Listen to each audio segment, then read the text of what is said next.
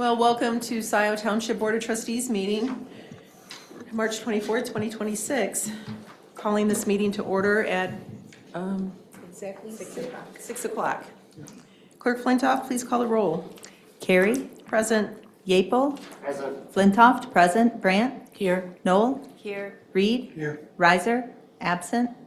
Also present, Office Coordinator Christy Aiken, Township Attorney Mariah Fink. Okay, please stand for the Pledge of Allegiance.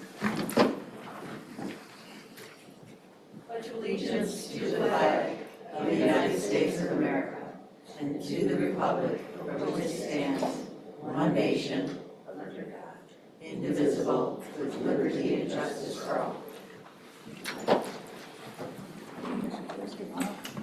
Oh, they said you were absent. I hope you're okay. Okay, John. He's arrived.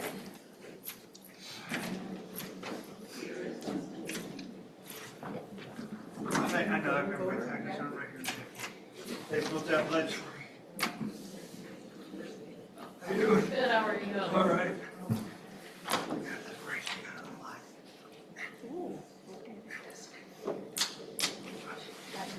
Training, so. That's right. Okay. John, we're at the adoption of the agenda. Okay. Thank you. Oh, you have two? Wait, everybody has a microphone, right? Yeah, okay. All right, adoption, oh, you do not. That's okay. He's got, those mics won't catch him. No, those mics will catch them, and hopefully I'm speaking loud enough for everybody. I'm not contagious, I just want to do that protection of myself and everyone else. K18's the one I have. Which one, Ryan, I'm sorry? K as in Kilo, 18. The resolution to name Township Hall Park. What is it that you want to do with it? I'd either like it to go to new business or potentially April 14th. Two reasons. One, I spoke with the Parks Director and Trustee Reed about this. There is a number of, or at least 2 or 3 items to consider about Township Hall Park and whether we should maybe take action on this a little differently from the remainder of the naming resolutions. Okay. I would support moving it to another meeting if, what kind of conversation? Oh, okay, yeah, Murphy, or Parks Director? And maybe our planner. I don't know if it makes sense with, the master plan.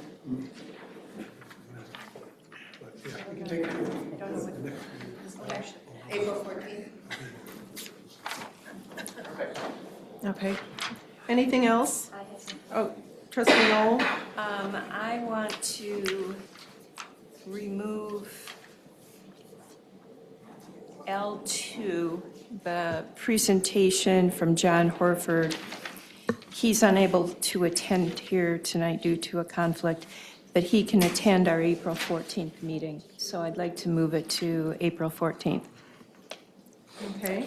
And I was also going to propose that we add discussion item that I got in the today correspondence from Dexter and Mariah did regarding their request. They've sent us the resolution that they passed and their request that we conduct our own discussions and let them know what we want to do.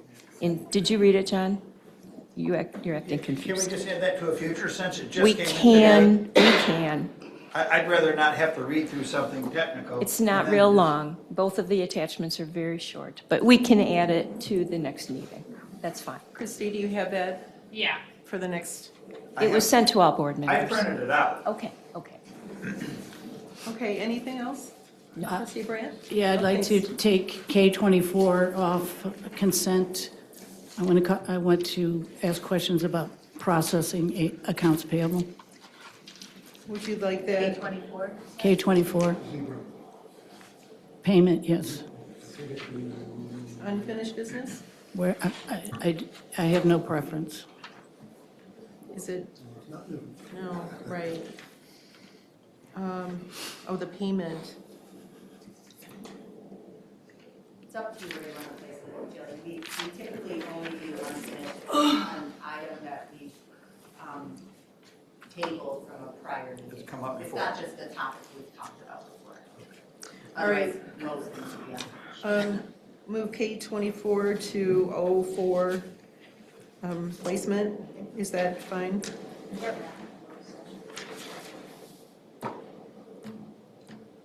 It's phased. Or we could do between 02 and 03 if you wanted to do a closed session. Oh, right. Oh, 2.5. okay, we'll call it 2.5. Thank you. Okay, is there, wait a minute, where's that? New biz. Anything else? All right, is there a motion to adopt the agenda as amended? So moved. Support. Okay, all in favor, say aye. Aye. Opposed? None. Agenda is adopted as amended. All right.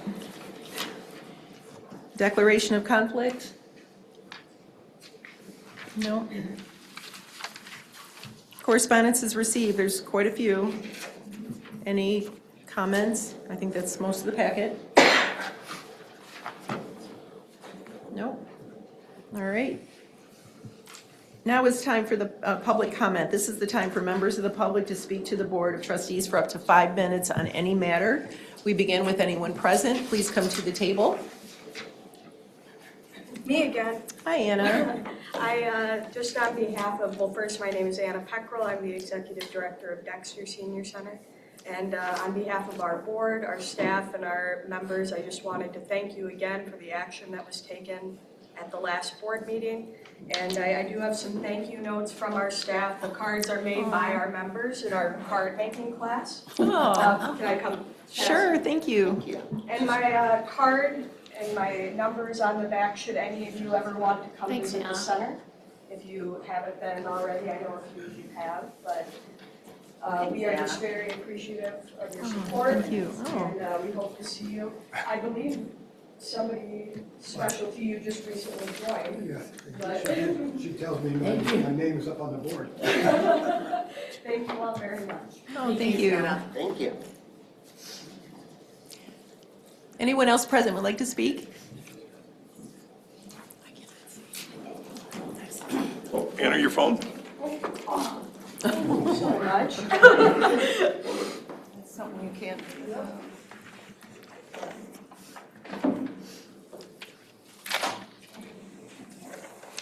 Mr. President, Hello. we just lost the best utilities director we ever had. That is the direct result of how he was treated by members of this board. He got more done in the last 2 years than in the previous 10 years combined. So, will there be any investigation into why he left? Will any of you investigate his exit interview? Will we ever have an investigation into Kathleen's blow-up at OHM? Will we ever have an investigation into Ryan boasting that he had the votes to fire Nikki 2 weeks ago? Is someone on this board, anyone on this board, interested in resolving the FOIA mess? Will someone have the courage to stand up for residents and help fix the mess Jessica has created?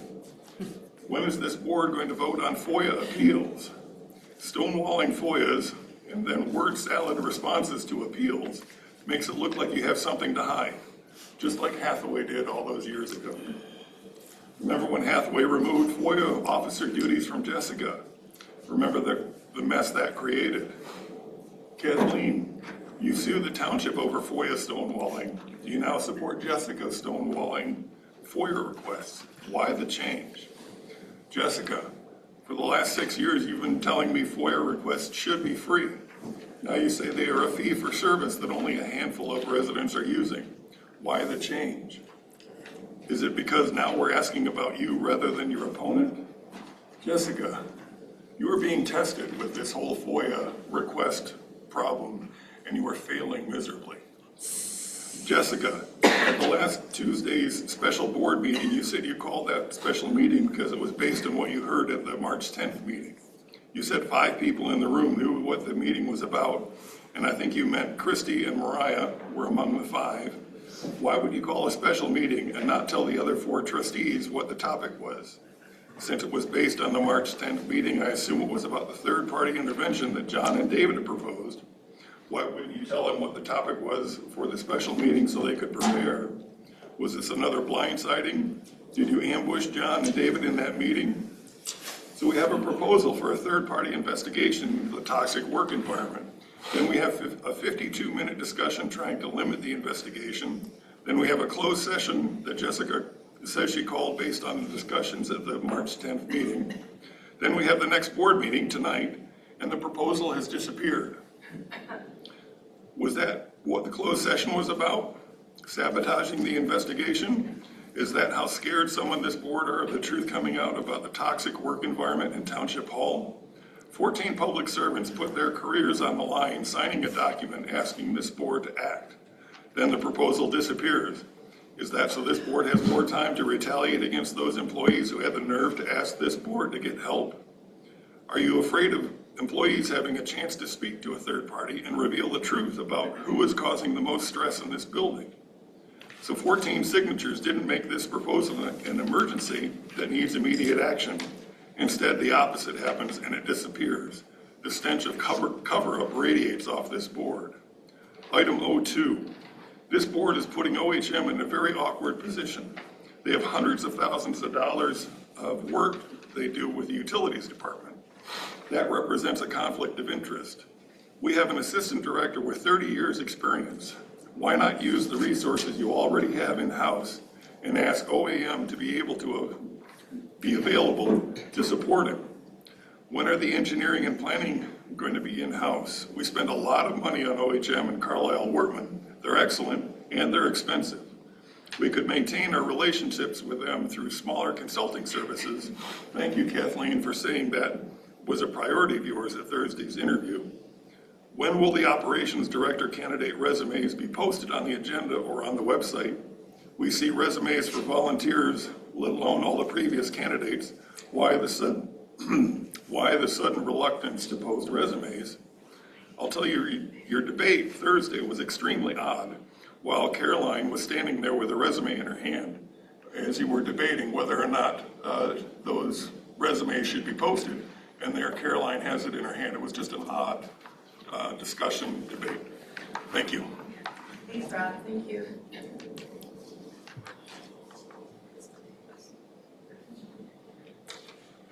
Howdy, everybody. Caroline Altamar, Scio resident. Ryan, I'm glad you're feeling better. John, I'm sorry about your knee. I guess it was a bursary spot. Anyway, regarding the intervention investigation into improving the culture at Town Hall, I did see that it did not make it to the agenda this week. I understand that this is because of labor negotiations. I urge you, beg you, please do not let this drop. Don't sweep it under the rug. I hate to keep repeating myself, but you all can't fix this yourself. If you could, it would be done by now. You have deeply unhappy staff, as evidenced by the letter that was read at the March 10th Board of Trustees meeting. This leads me to the huge loss of Brandon McNeil. While I have not had personal conversations with him, he stayed behind at the meeting on March 10th while you all were in closed session, with the intention of seeing how the discussion of the intervention would unfold.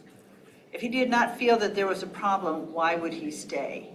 He made it clear to me that this was a very, very important subject, and now he's gone. And now he's gone. I'm gonna say it one more time. He's gone. The 9th employee to leave since this board was sworn in. If you have a problem, get busy. Kudos to Murphy and her staff for her work. I went on a bird walk put on by Parks and Preserves last weekend. It was delightful. What a breath of fresh air, both literally and figuratively. And now Scio is a bird city, which is outstanding. She and her staff are a treasure to us. I pray to God that the reasons that Brandon left are not plaguing her as well. If so, you should all be thoroughly ashamed of yourselves. If she leaves as well, we will be living up to our not-so-new nickname of Psycho Township. Lastly, the contract with OHM to essentially replace Brandon until a new director is hired. Jessica, at the interview with Nathaniel Clark, you mentioned the desire to move to promoting or hiring from within. I'm not going to ask for a response to this question, as frankly I'm dubious of the answer, but is there nobody that can step in with perhaps OHM gently in the background?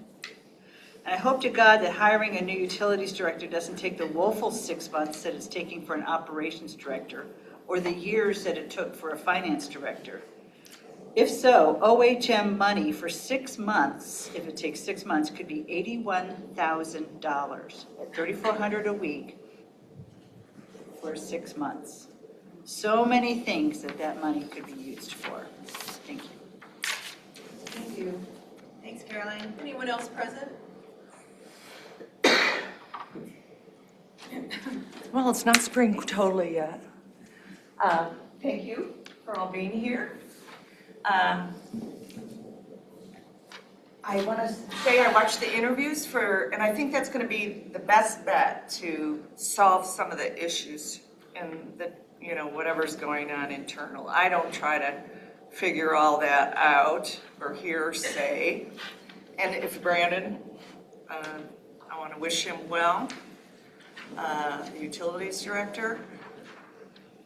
I really like that Mr. Clark. I listened to all the interviews. I don't know about all of his resume stuff, but I liked his interview. Accountability, communications, all the different things he said. He's a Southern gentleman, and I don't have those communication skills, but I have found people from, that includes my daughter-in-law, are probably better at handling communications. But I liked him. And then I want to say something about committee. I read all of the agendas. And the road commission, I actually went to the Huron watershed meeting and not to the road committee. And thank you, Trustee Brandt and Bob, Commissioner Hyde on the Planning Commission. To me, I vote with the water and the natural habitat, and I'm sure you'll all get informed. I saw it's on the keeping some area, and I think it's particularly pertinent since they are going to have another AI data center down on the Huron River. And believe it or not, I have a lot of connections with the love of the desert in Arizona. They put 2 AI data centers are going in the desert, and they, Colorado River. I mean, they've been meeting about that. I just think this planning and zoning, and I read this, and I'm glad this John Herford or whatever, he put this bill down there. And this isn't a Democrat-Republican thing, because I look at these brownfields being used as a big excuse to build, and let's have the taxpayers pay for the cleanup that other people should be paying for. And I don't want, the dioxane issue, I'm glad it's EPA, maybe more funds, but it doesn't really change the situation. In my opinion, it's there, it's still going until people get active about that. But we need in Scio to protect these wetlands. That's why I was really about the wetland over here. So I'm concerned about the zoning, how we do our zoning. And it sounds like the state or even federal want to take it over and take away local control. Everything has its pros and cons. But I'm very upset about Park Road speed limit. And after all these years of meeting, I thought Trustee Reed was going to be at your meeting, and because that was talked about, you were going to come. And then, things change. And I think the secretary, but those meeting minutes, these are legal. And they were not reported accurately pending it. Only Mary Gillis, her comments were quoted. And I agree with Mary about, the finance, whatever, half a mile for $2.5 million or whatever it's going to end up being over there. But there's no way that a neighborhood should have a cut through like that. It's with Hathaway I said it. Supervisor agreed with me, and I'm really tired of the road commission not doing their due diligence and thinking that they are the ultimate decider. Whether it's not putting a light out there for $350,000, but I want those minutes corrected. I'm respectfully requesting it, but I have a real ardent concern about those meeting minutes. I made public comment. I then actually drove over here after making a comment online because it was like a Trailwoods question and answer. And you know what I'm talking about. And I watch all these people change their tunes. I don't mind it being paved. I don't even mind paying for part of it. But we need to not have 50, 60 miles an hour going through there. Thank you. Thank you, Paula. Yeah. Anyone else present would like to speak?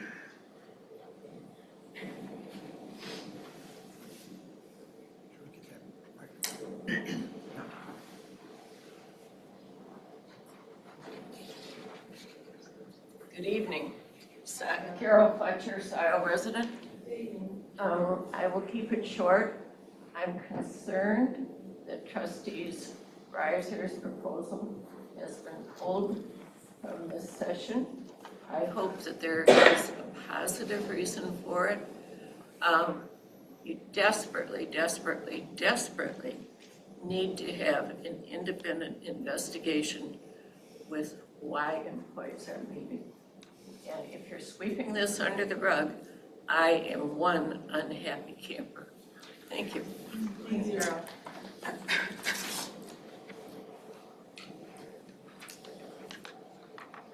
I'm going to speak into this microphone because I think anybody online can't actually hear unless this mic is being used, or something like that. I'm Mary Gillis. I'm a resident here. Mary. Dear Board, I have something to say to you about the staff hirings, firings, and resignations that have occurred under your watch. Thank you. Thank you for striving to create a culture of excellence here in the township. Employees leave for many reasons. Some leave because they have an opportunity for career advancement elsewhere.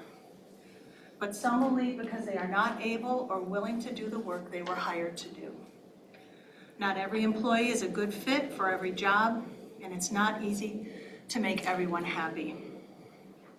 Despite what some people will tell you, it's not your job to make everyone happy. It is your job to create a supportive and professional work environment, which is why holding everyone to the same standard is so important. If that means that some folks leave the township with hard feelings, that is regrettable. But it would be far worse to keep folks who are not suited to the work for years on end because we don't want to hurt their feelings. I understand previous boards have thought it more important to maintain their relationships with some individuals on staff than to serve the township by moving along employees who weren't up to the job. I, as a resident, for one, am glad this board is better than that. This is all part of the hard work of public service you are doing, and I recognize it and I thank you for it. I know you will never say anything negative about former employees, and that seems to be leaving you open to unwarranted speculations and criticism. It seems that you can't defend your actions, but I can. I worked here during the era when some folks who should have been subject to evaluations and moved along were not. That is hard. This is hard, but it's better. Thank you for hiring a human resources director. Thank you for instituting staff evaluations.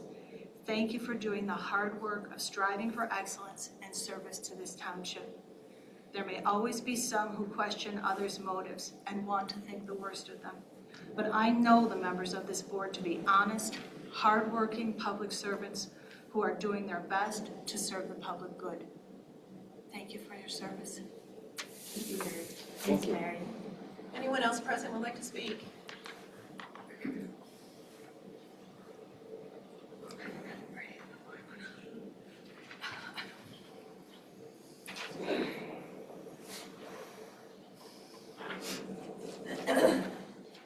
Good evening, Pat Stein, longtime Scio resident. Hi, Pat. At the March 10th board meeting, Scio resident Carol Fletcher noted there was a pretty damning piece online regarding the dissolving of the DDA. Since a majority of the board voted to dissolve the DDA, she specifically requested that during board response, Trustee Reed explain the positive points about dissolving the DDA. A portion of Trustee Reed's explanation was that Scio's DDA ordinance stated at the end of each fiscal year, any surplus money shall be returned to the municipality so it could be distributed back to the organization from which the monies were captured. Supervisor Carey, during that same board response session, you claimed that Trustee Reed was wrong in some of his explanations to Mrs. Fletcher. Specifically, you said it was not true the DDA had to give money back at the end of each year. How could Trustee Reed's statement be wrong when it came right from the text of Section 14-82 of Scio's DDA ordinance, which was in effect for the entirety of the DDA's 37 active years? Also, Mrs. Fletcher specifically requested Mr. Reed's explanation, not the 5-minute rant that you felt necessary to provide. For me, forgive me for stating the obvious, but your continued rants over these last 6 months regarding the dissolution of the DDA are unacceptable. At a September board meeting, you even went so far as to refuse to authorize the treasurer to open a bank account as mandated by Ordinance 202508, the dissolution of the DDA, and redistribute $3.7 million back to the appropriate organizations. You stated that for reasons of my own, you will vote no on anything further regarding the DDA. That certainly sounds like a declaration of obstruction. On November 20th, 2024, we witnessed you raising your right hand and swore to support the Constitution of the United States, the Constitution of the State of Michigan, and to faithfully perform the duties of supervisor of Scio Township to the best of your ability. I believe you to be derelict in your duties and are not performing to the best of your ability. If your declaration of obstruction is an example of the best of your ability, then I question your fitness to serve on this board. It is beyond time for you to set aside your own agenda and support the will of the board when the majority voted to dissolve the DDA on August 12th. I also suggest you use your board response time tonight to apologize to Scio resident Carol Fletcher and Trustee David Reed. On the subject of the presence of a sheriff deputy during Board of Trustee meetings, a few residents have been using their public comment time to trivialize the board's safety and feeling the need for a deputy's presence. This small group also complains of the cost of something they deem to be totally unnecessary. In light of the content of the same group's new online news, I totally disagree with their assessment of the need for a deputy.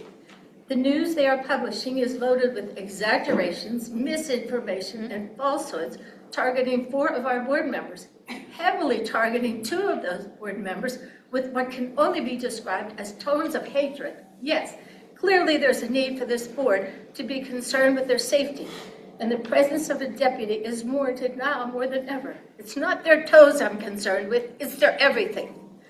During a previous public comment session, I spoke of the fine line between freedom of speech and harassment. Tonight, I ask, what is the goal of the contributions of this new news outlet? Is it to incite acts of violence against members of our board? Words matter. Stop the misinformation, exaggeration, and hateful tones before one of your followers causes someone to get hurt. And Jessica, why have you not taken over control of the USPS yet? Why haven't you gotten with the post office on having those? It's on my list for next week, yeah. Thank you, Pat. Thank you for your comments. Thank you. Anyone else present would like to speak? Christie, anyone online? Is there anyone online that wishes to speak in public comment?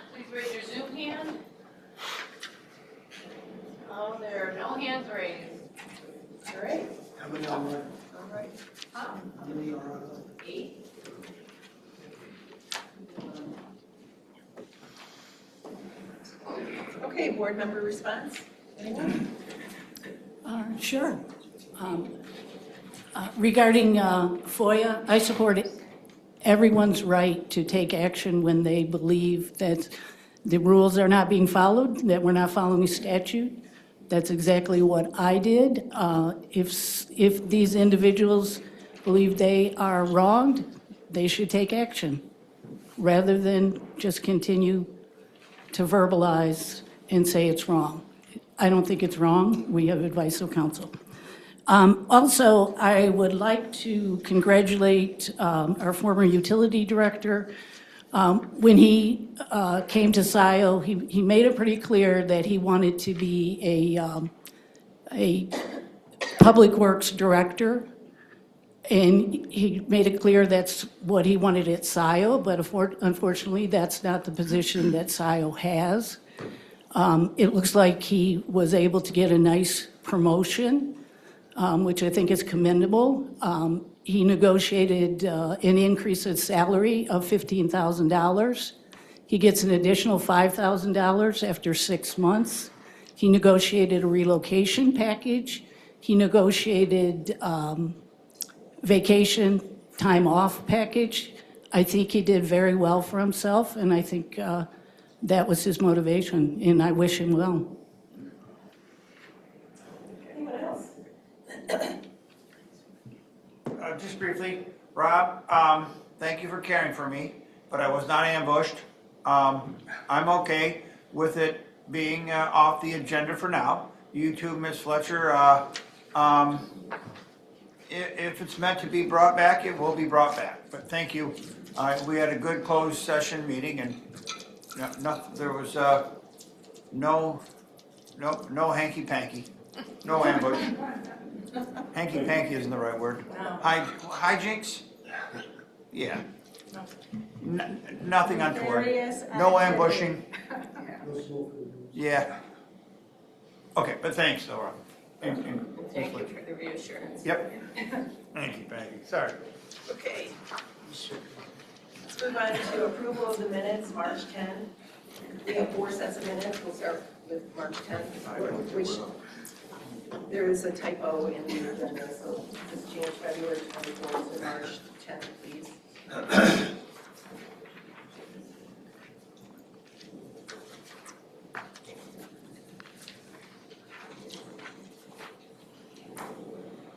Are there any changes, suggested changes? Is there a motion to approve the March 10th minutes as is? So moved. All in favor of approving March 10th minutes, say aye. Aye. Aye. Opposed? I'll let him know, not you. None? Moving on. Approval of minutes of the March 16th special board meeting.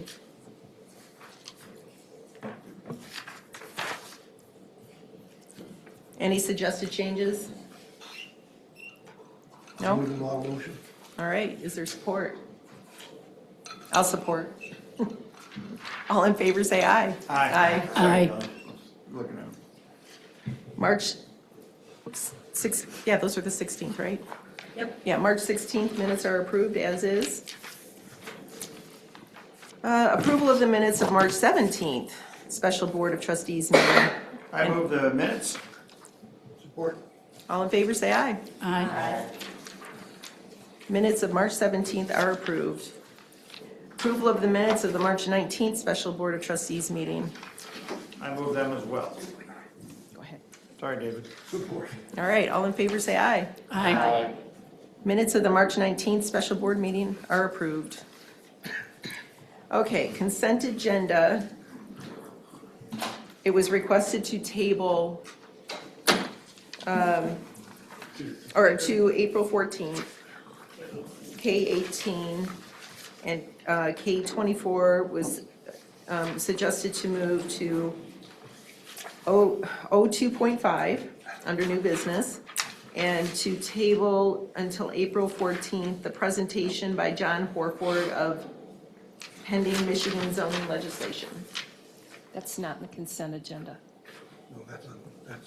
Oh, I'm sorry, I skipped, yeah, skip, sorry. Okay, so just the two, the K-18 and K-24 are the changes. Is there a motion to adopt the consent agenda as amended? Support. By her, by Kathleen, no. Okay. All in favor, say aye. Aye. Aye. Opposed? All right, the consent agenda is adopted as amended. Well, we just went through 2 pages of the agenda, so we're getting close. Almost out of here. Keep it going. Okay, regular reports and special reports.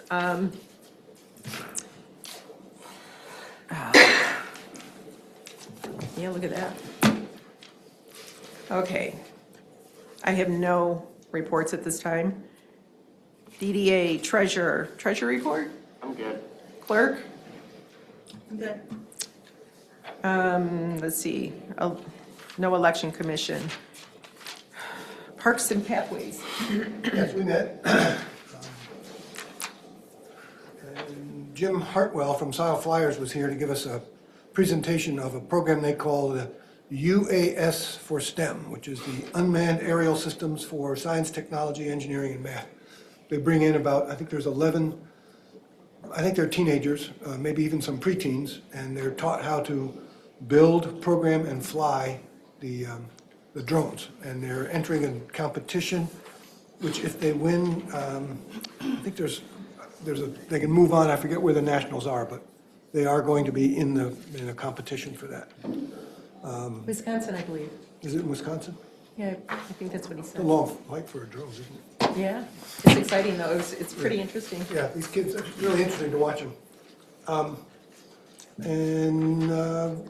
I know Caroline mentioned the bird study, but there was also a vernal pool party at vernal pool party, yes it was, at Van Curler Preserve.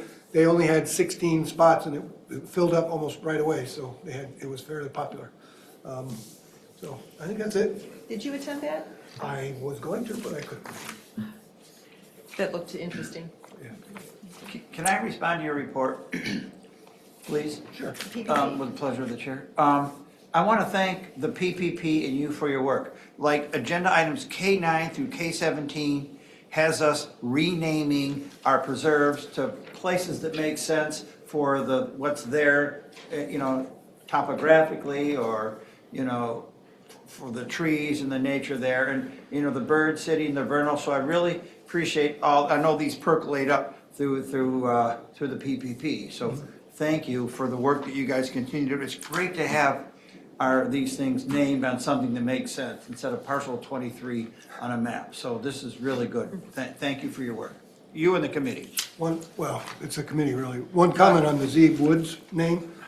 One of the names that was tossed around for that particular piece of property was the Interlude, because of where it's located between two in the development.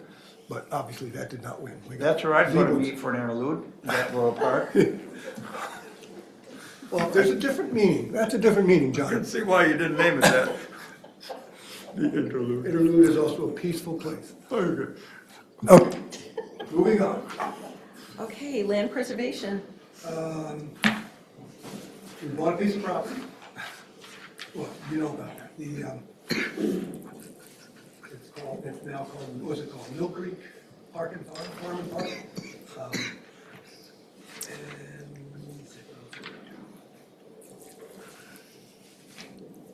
That's on Marshall. The Davenport, yeah, it's on the Yeah, the Marshall Davenport property. And the only other thing we talked about was the RCPP funding, the $25 million, that was, they're still awaiting the result of that appeal. So it hasn't come back yet. So even though they're taking applications for this year, we'll see. Okay. Planning Commission? Yes, there was a scheduled meeting last night. Unfortunately, we did not have quorum.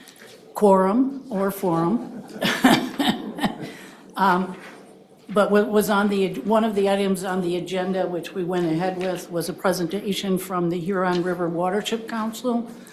Some of us participated in an exercise to map Scio Township for potential areas of needing protection, especially related to the water.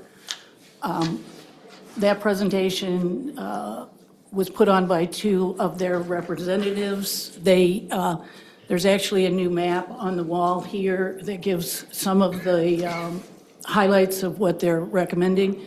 I think the more significant thing is they're also recommending some potential changes to ordinances to strengthen them.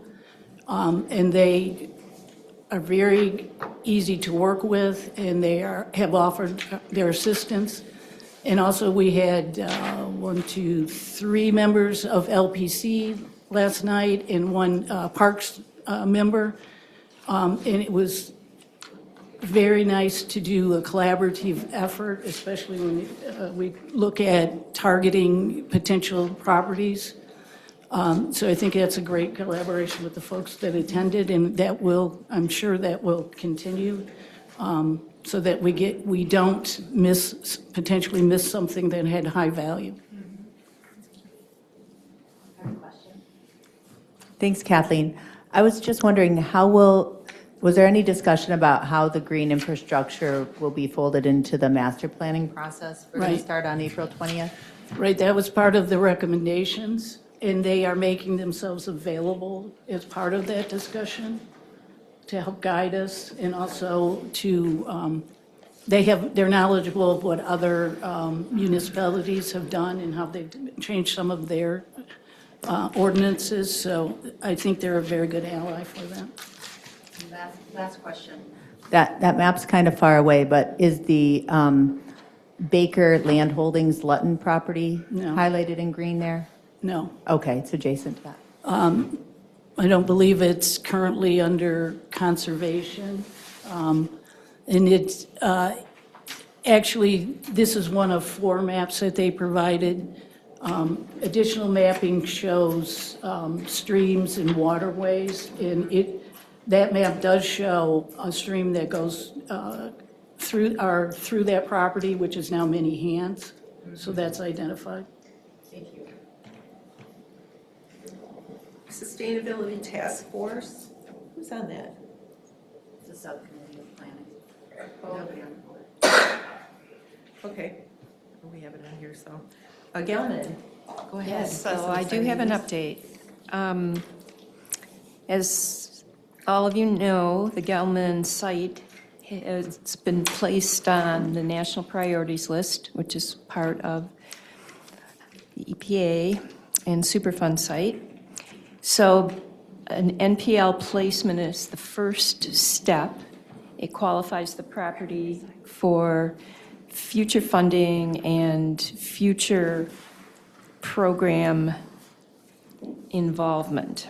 So I have spoken with Diane Russell, the Community Involvement Coordinator for the EPA for our district. And she has told me that the EPA has specific administrative steps that have to occur soon. She will send me an email within the next week and a half, and I talked to her a week ago, so I'm expecting this any day, outlining what the currently agreed upon next steps are. She said there's a legal team and a project team that have to coordinate the next steps for this site. She'll be playing a plan in the community involvement arm of this process. And in time, the EPA wants to have a meeting with board members and then also a meeting with the CARD group. And that'll come within the next couple months, most likely. The CARD group. Would that be just Scio or other affected? Well, CARD represents other municipalities, the county, city of Ann Arbor. Okay. That group, it already Okay. includes representatives from multiple different jurisdictions. So I think for starters, we may just have Scio Township. Okay. But there are going to be multiple other public meetings coming where people can get involved and go to the meetings. But I don't have a clear delineation yet from the EPA as to what they are going to do with their plan. So it was very encouraging. So I have also talked to the remedial project manager for the EPA, James Sarek. I had talked to him previously. He's a hydrogeologist, and he's out of Chicago. And then we have, of course, our Eagle contact who will be involved in the project. Chris, I always mispronounce his last name, Savito. And he attends CARD meetings regularly. He'll be at the next CARD meeting. He was at the last quarterly CARD meeting. We have quarterly CARD meetings with Eagle, EPA, and all the local municipalities. So many of these people, Jim Sarek and Chris and Diane Russell, have already been attending CARD meetings over the course of the last year and a half. They know each other. When is the next CARD meeting? The next CARD meeting is next Tuesday, but it's the smaller group. It's a 6 p.m. meeting. And then the next month in April, it's the first Tuesday in April, will be the quarterly meeting with Eagle and the EPA. Where are they meeting now? It's all Zoom. Oh, it is. Okay, still But the EPA has asked if they can use our meeting room occasionally, yes, here for the meetings. And we used to do CARD meetings here regularly. So it'll be easy to function that way once we get it established. We might just have the quarterly meetings here and then continue to have the other meetings by Zoom. But we'll see. We're going to talk about it. Well, finally, something's moving. Yeah, fine. Well, we don't know how fast things are going to move. Faster than it was in the. They're starting. There's hope. There's hope. Well, thank you. Yeah. Township lobbying efforts, well, I guess we don't even need to speak about that, or until next meeting? Okay. And Roads Advisory Committee, we did meet for a special meeting on March 18th, and we continued to work on our presentation to the board. And then to find out, we won't have quorum on April 1st, so that puts us behind, and we'll meet next April 8th. I'm sorry, I don't want to cut you off. No, I'm finished, go ahead. Do you know when RAC plans on reporting to the board? It looks like April 28th, the last meeting in April, because of, didn't realize we had a lot of members go on vacation at the same time, which we didn't know about. Yeah. Okay. Ryan, do you have anything for the Multimodal Transit Committee? Yeah, I can share a couple of things. Let me pull this up.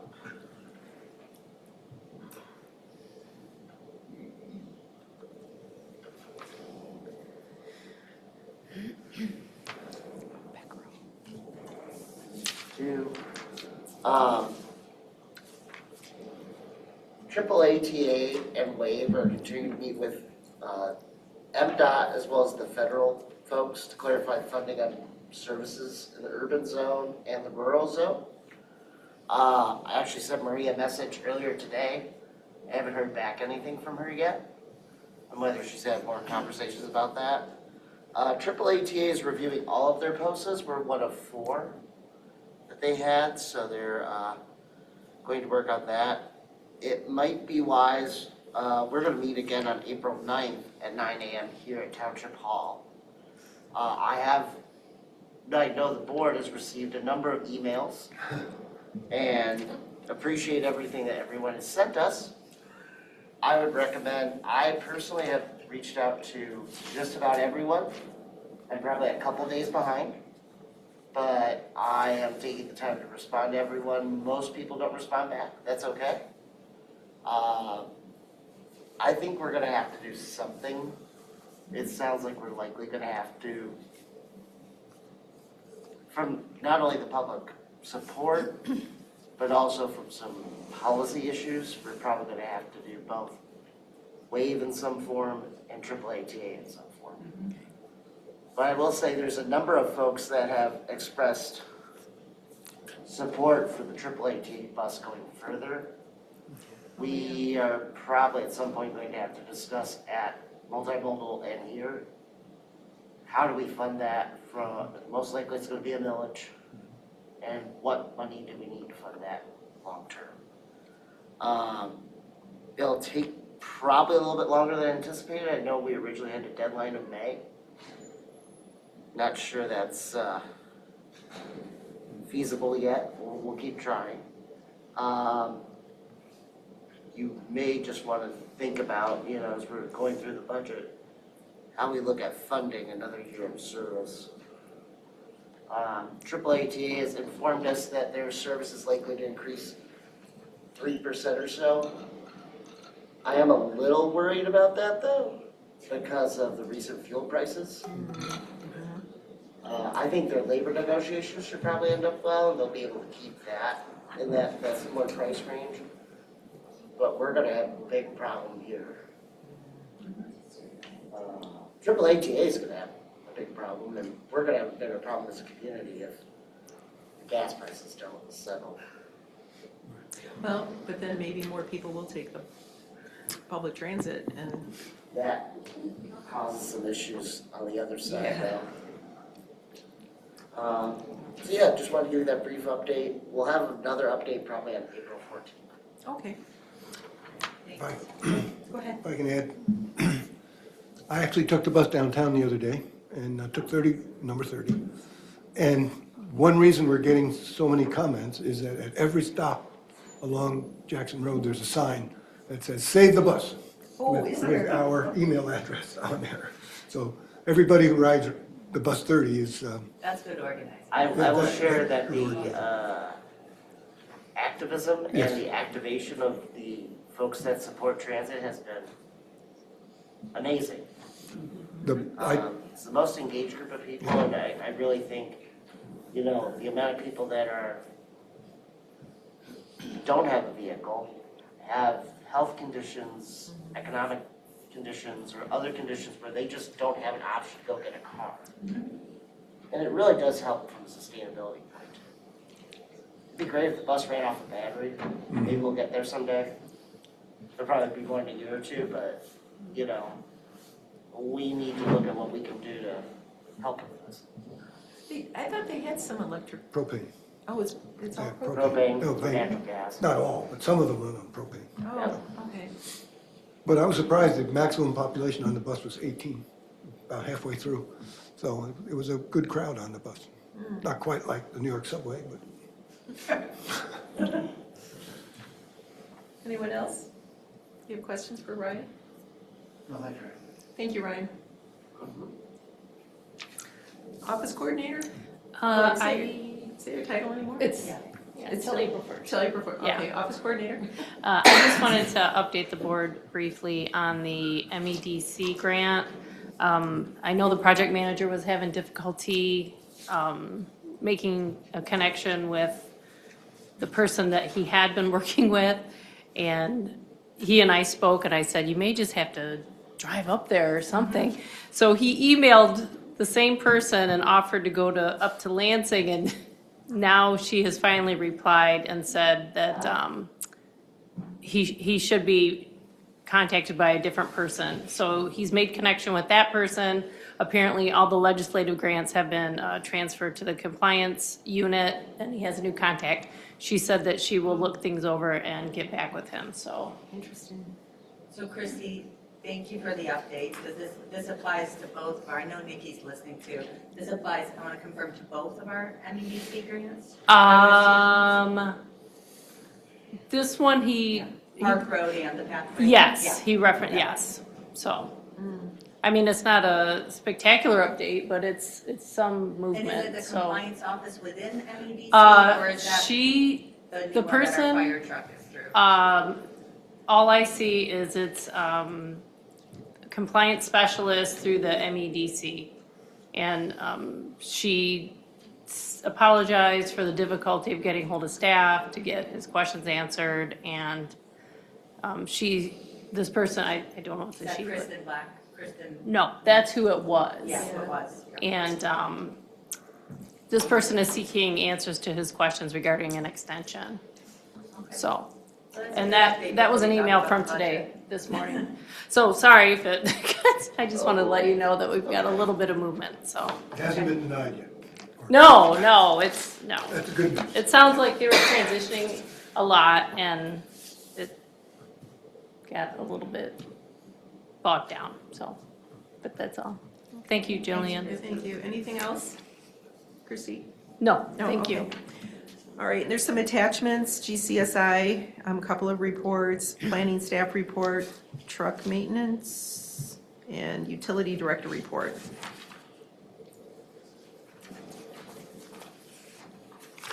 All right, well, no presentation, no public hearing, no unfinished business. We are on to 01, possible action adoption of the FYE 27 township budget. All right, thanks. Nikki Timmons, our finance director, is here. Yep, and I just promoted Brian Kamler. And Brian Kamler is here via Zoom. As part of the consent agenda, we adopted our year-end final budget amendments for FYE 26, which is required by law. And the last step is to adopt our budget for FYE 27. I want to make sure people have the parts of it. One is the resolution, 2 proposed appendices, the authorized position sheet, which you've seen before, the budget detail, and for your reference, the cost allocation plan memo. So I would be happy to turn it over to Nikki to kick it off for us. So thank you, Nikki. Hi, everybody. How are you guys doing this evening? Hi, Nikki. Okay, so I'm going to try to make this brief and entertaining as possible for all of you. So we're going to finalize our budget. You feel free to let me know if you have any questions. I do want to point out like some highlights, as well as you guys have the thick packet of the entire budget. It should have been presented to you. And this was a collaborative effort between myself, Clint Moran, Brian, as well as Jessica, who did our cost allocations for us. What's included in the budget this year is things that you've already have seen before, which is the capital improvement plan that we voted on. And you guys, that's been incorporated for this upcoming budget, as well as the authorized positions list, which you have the sheet in front of you. Can you hear me okay? Yeah. Okay, and so that has been included in this year's budget as well, along with the request that was made by the department heads themselves. This year, I think it was done a little bit differently than before, where they actually just entered into the system what their budget requests were. Yeah. And so as a result of them entering it into the system, there was no changes. We agreed as a collective to go with what they requested for their department, considering that they are the experts in their areas and to be very conservative and reasonable, and so therefore there was no changes to that. So as you would see outlined in management recommendations, what you will find in the detail is it's very clear as to what is estimated by the finance director versus what's estimated by Plant Moran, so therefore you would know who did what in regards to the budget. Brian is online with us to talk about, if need be, as a resource from Plant Moran. And since it's been my tenure here, it's been a short stint, I've had to get up to speed very quickly on numerous of things. And so therefore, we still engage Plant Moran in assisting us with the budget. With that being said, I want to highlight some things regarding our fund balance and our policy. That being Fund 101, from my understanding, that would be something that would have been something you guys may want to hear about in terms of our adopted policy and where we stand. I was able to get up to speed with the actual budget and fund policy itself, I would like to highlight that there is funding within Fund 101 that has set aside for the HVAC project. So currently, our proposed expenditures is like $8 million for Fund 101. And if you want to go to whatever page that is, it would be page 40 in your thick packet.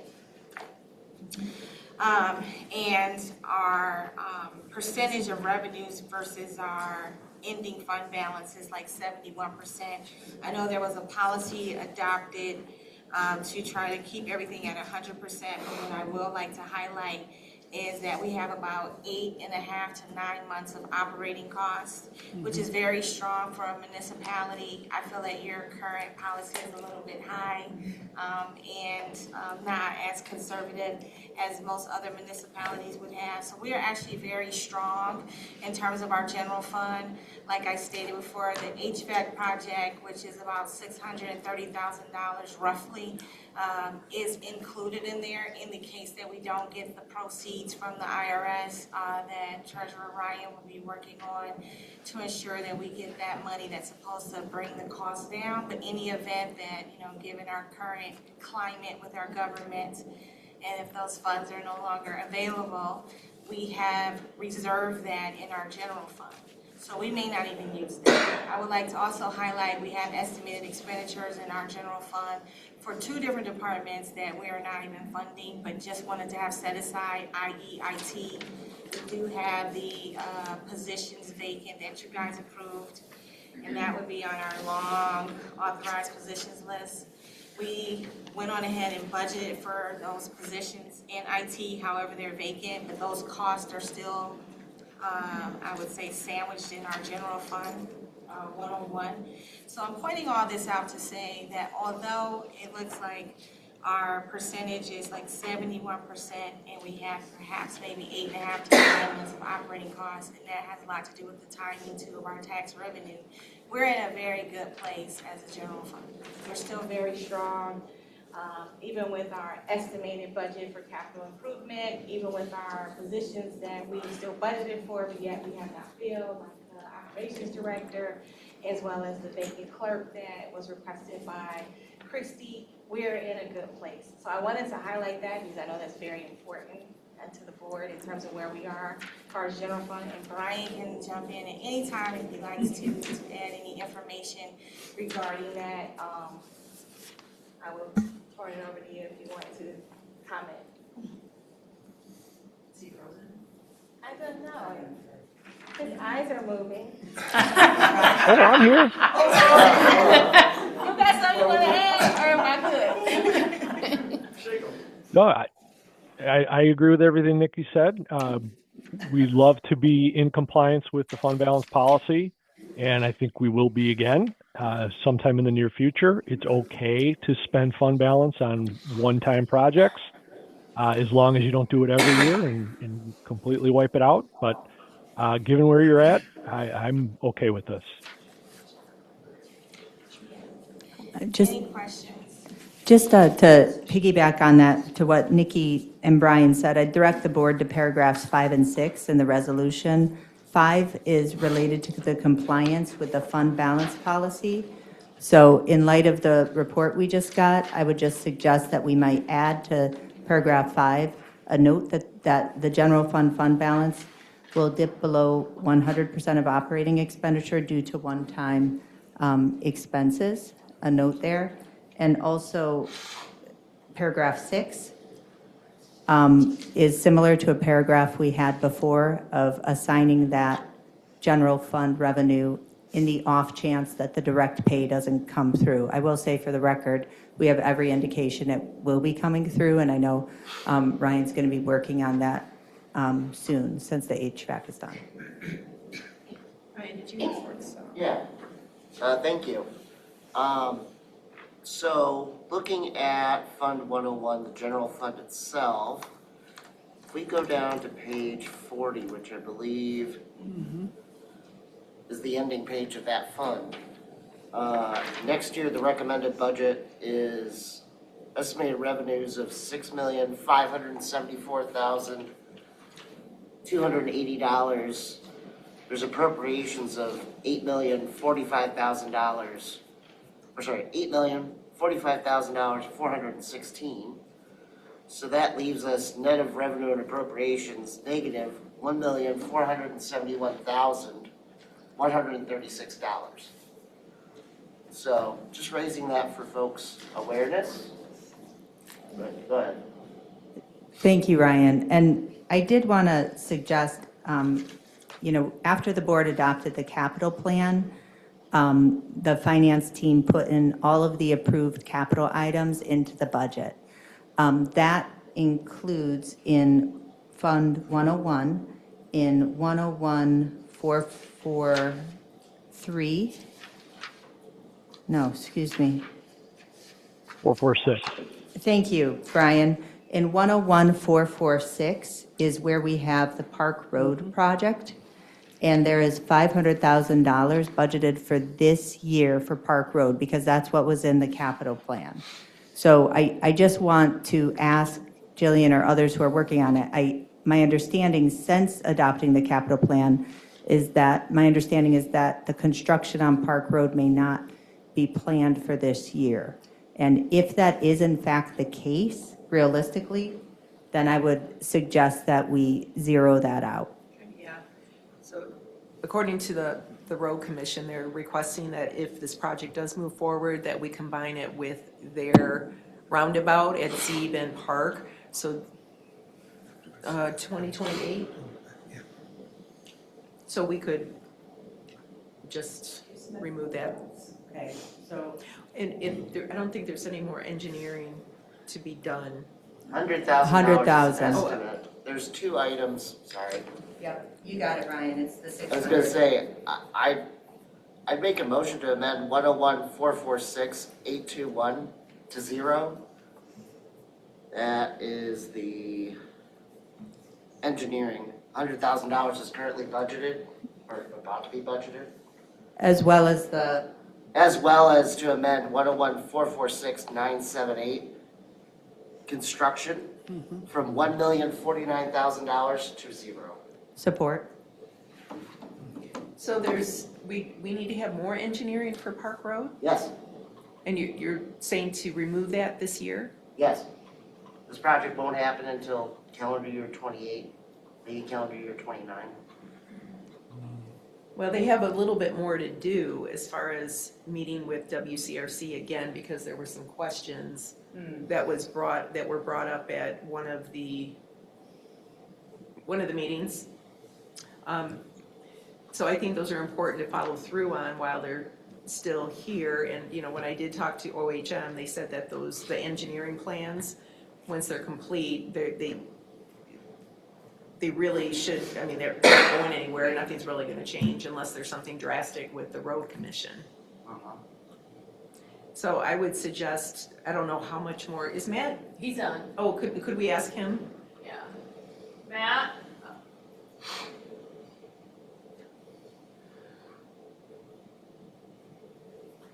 Yep. Do you hear me? Yep. Yep. Hi, Matt. Hi. Yeah, there's quite a bit of work to be done depending on what solutions we come up with. But as Treasurer Ryan said, a lot of this is going to be game plan for 2028. So, this could happen in 2027. There's some meetings that probably need to happen in the next 4 to 6 months.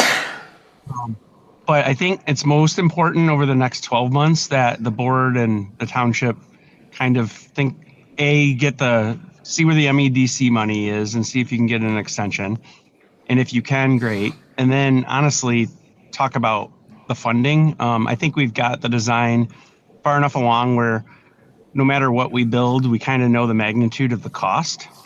And so I think it just is a matter of, can the township and does the township feel like they need to fund this? I think there's a discussion with the road commission on how to package it together.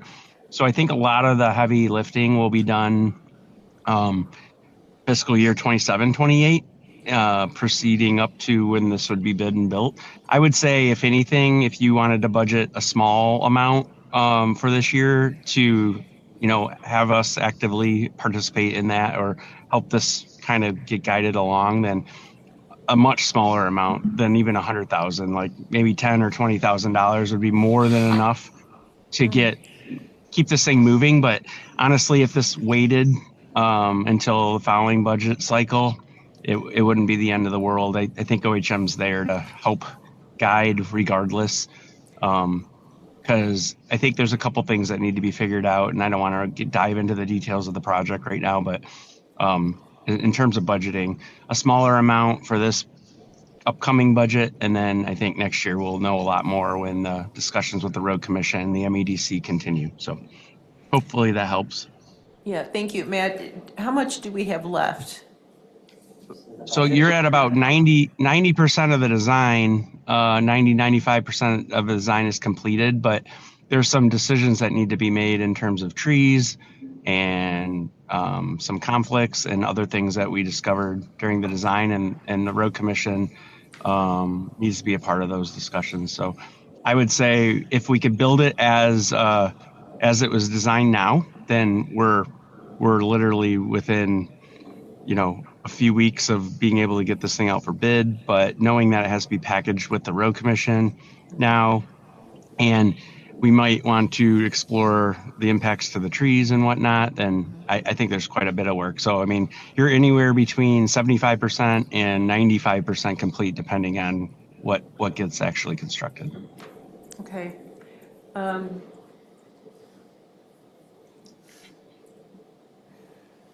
I have a proposal for like 25,000 for engineering. It lower it from the 100,000 to 25,000. I know that we have a meeting scheduled with WCRC on April 3rd or 9th, one of them. Right, Matt? Yeah, I believe so. For the follow-up questions. Correct.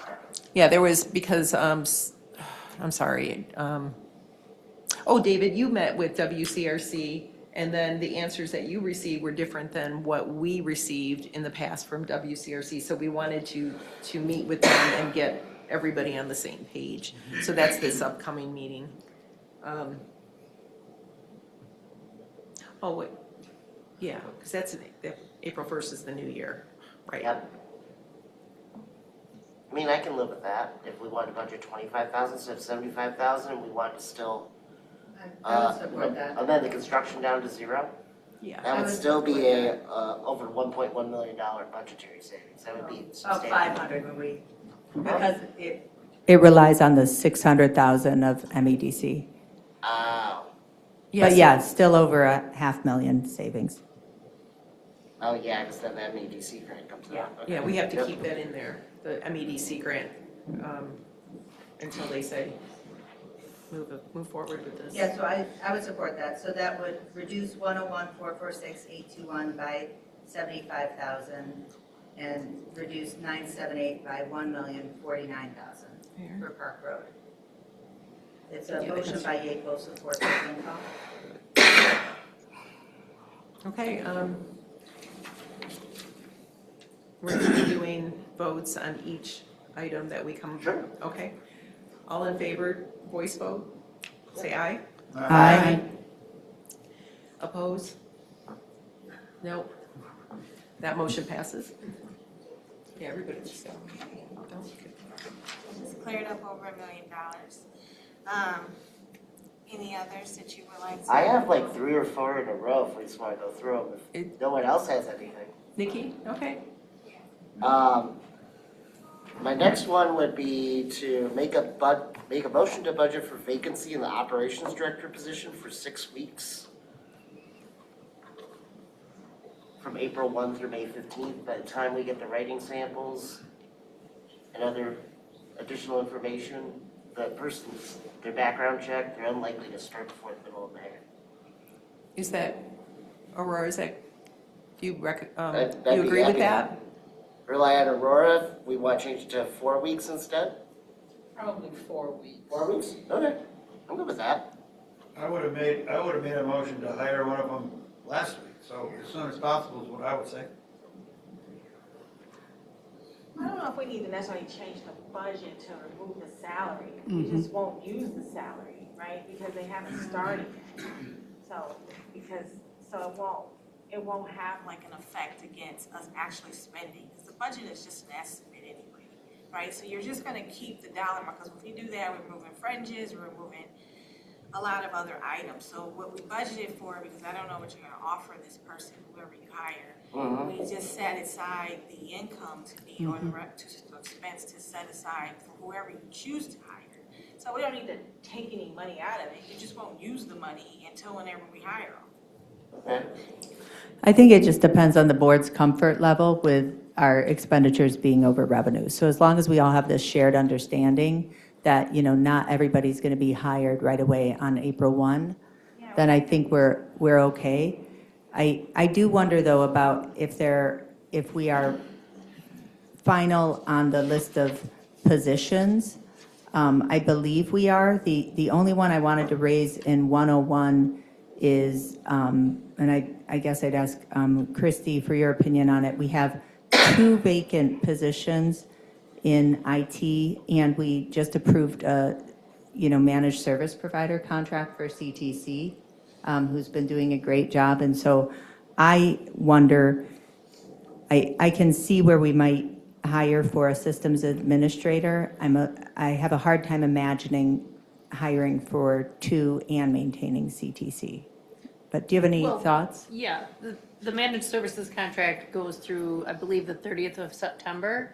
Okay. So, and right now, they're managing all aspects of our IT. So, we're not seeing any gaps in any services currently, so I would think that we would not search for either position. And I would think we're just going to probably have a systems administrator, but not until closer to when that contract expires. Since we're locked in, that's not a contract we can wiggle out of. That being said, we're not hiring the person now. So the money that's set aside, Right. you're not gonna use it. So you're not gonna necessarily be in a deficit anyway for your Right. fund balance, because you haven't used the money. The money is just there to set aside as an estimate. So whenever you do hire the person in this upcoming budget year, you have funds set aside already for that individual, whenever you hire them. I appreciate the discussion, the treasurer bringing this up and Christy bringing it up for awareness of the board. So clearly the budget is an estimate, but at least it brings forward to our frontal cortex that, there will be an expense for that. So I think it's a very good discussion. Trustee Reed? A question. I know, Christy, you suggested we delay looking for an IT person. I think we really need an in-house IT person. And I question, maybe Aurora can help. It's taken us months and months to find operations director, finance director. Would it be the same for an IT person, or are they more available in the market than these levels of people? Because I would hate to take a year to find an IT person, because, and if it's going to take that long, we should start now. This is something I thought about before, and just a suggestion for the board is that we have at a future date a presentation by our IT consultant, because I think the board hasn't gotten an update in a couple of years on kind of IT projects. I think we could get, me and Ryan and Christy, and others in the office get more of the updates of all the major projects that they've done and things they've undertaken. Updates. Yeah, but I think it might be good, Christy, to have them maybe in partnership with you kind of give an overview of everything. So you have a good understanding of kind of what's been done and what's yet needed. And we've always had IT, the CTC or another entity sort of be a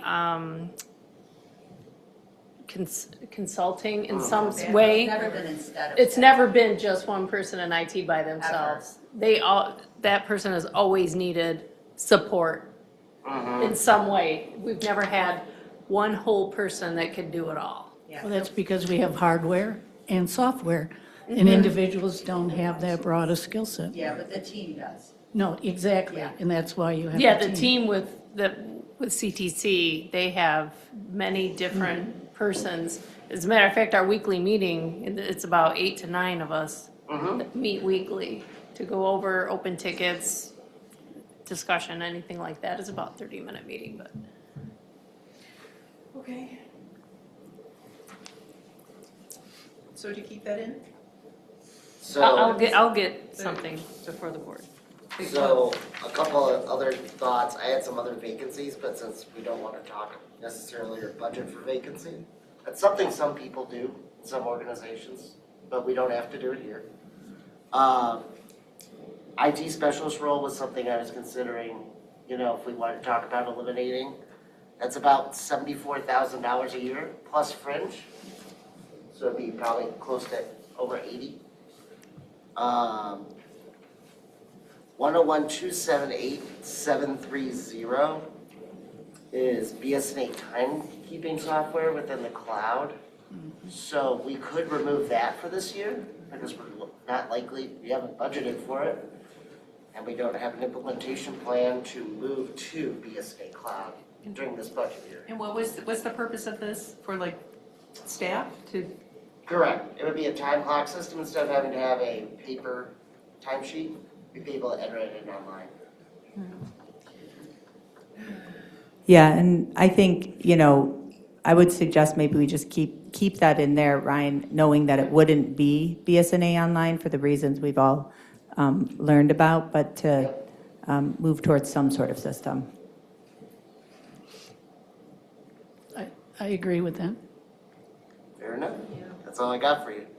Okay. Thank you, Ryan. Anyone else?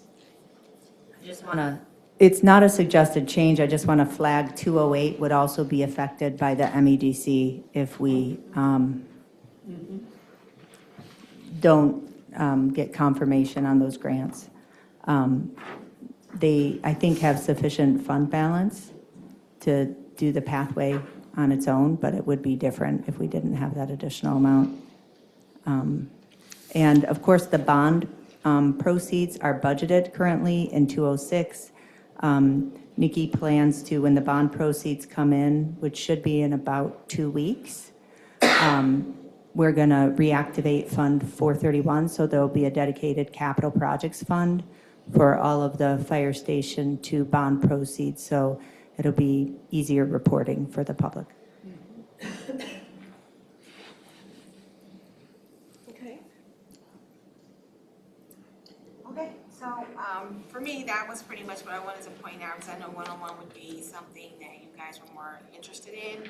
And as to allude to what Jessica just said about our fire fund, because as it stands right now, given their expected expenditures, it's because the new fire station is included in there. And we haven't separated out those expenditures, which we will do come April 1, separating out the bond proceed with any expenditures, and that Fund 206 will look a lot better once we get all those expenses out of there that relate to the new fire station and put them into this new fund, Fund 431, which is what was used in the past through the renovations before at the current firehouse. So we're just reactivating that fund. And as we're expected to be on track in terms of our spending and what the bond proceeds are. The only thing that, to what Jessica just mentioned, that we were concerned about is the fire truck, although we do have a grant for that, but there's been up and down in terms of what the MEDC and whether or not we're going to actually get this in. I tried everything I could possibly do to try to get us an invoice and try to get it paid early, which you can't pay on it until you actually receive on it, and it makes perfect sense just in case something's wrong or it doesn't come, so I get it. But that's our only hiccup perhaps in Fund 206 once we take all of the proceeds and revenue and expenditures out of that relates to our new fire station that we're all excited about. And one other thing I can say, if we're concerned about General Fund 101 in terms of whatever windfalls there may be with our fund balance, we can always be more proactive in trying to find other resources and grants and work with other organizations to find out what's available to assist us, one of which I did pass on some information to Jessica, which I will share with Christy, regarding, I think we call it public transit, or we call it the bus fund, to take care of what's going on with Bus 30 almost makes me want to ride it because there's been so much controversy concerning it. I'm like, where is this bus 30 and how do I get on to see what is happening here? However, I do understand that given that fund itself, that there may be a windfall to our general fund potentially. I think there's like a potential proceeds that may not be available to us. And in any event that it is, I think we're working out the details as to who would own the grant, because we're in partnership with another organization, and how we can get those funds available to cover, because clearly the community wants this bus, so we're going to make sure we do everything we can, whether that be absorbing costs within the general fund or finding some type of grant or proceeds to help us. And with that being said, which Treasurer Ryan has pointed out, we have a lot of cushion in our general fund of potential expenses we may not even use because of vacancies, because of the timing of them all. So that balance will come down tremendously in terms of actual use. That's why when you budget for what you want to do, and that's why they have something called budget to actual, what really occurred. And I think we'll be well in line with our budget to actual because of these types of cushions that we have in our current budget, where we're allocating funds or set aside for potential expenses that we would like to do. But in the event we don't, due to timing with IT, because the contract don't end in September, or we don't hire someone right away, come April 1, we will be able to look at our budget to actual and what we actually spent and find that we'll be well within line within our fund balance, because these expenses won't even have occurred yet. Any questions for our board? I just want to follow on to what you said, Nikki. So it is typical that the budget is monitored by department throughout the year. It's not a stagnant thing that you do once a year, and you can make adjustments if you see someplace that you might be tighter than you think. And so I think that's part of what we're moving towards, is more awareness in management of the budget. And I appreciate what you do, what you are doing. Thank you. Thank you. Do you have something, Trustee Reed? No. Trustee Noel, do you have anything? Trustee Riser? No. Clerk Flintoff? Anything? No, I'd be ready to move the resolution. I'd like to move the General Appropriations Act for FYE 2027 as amended, as mentioned in paragraph 5, and with the motion regarding Park Road in 101, Department 446, with the appendices of the budget detail and the authorized positions. Is there support? Support by Riser. Okay. Should we do a roll call?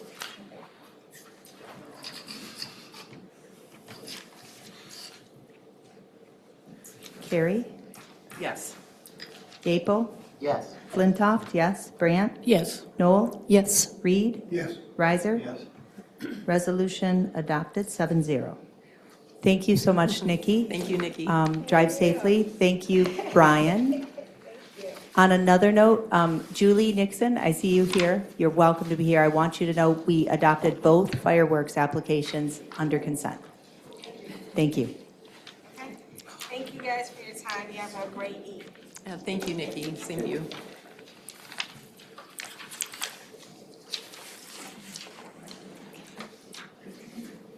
Right, on to O2. Possible action, approval of the interim utility department support services by OHM.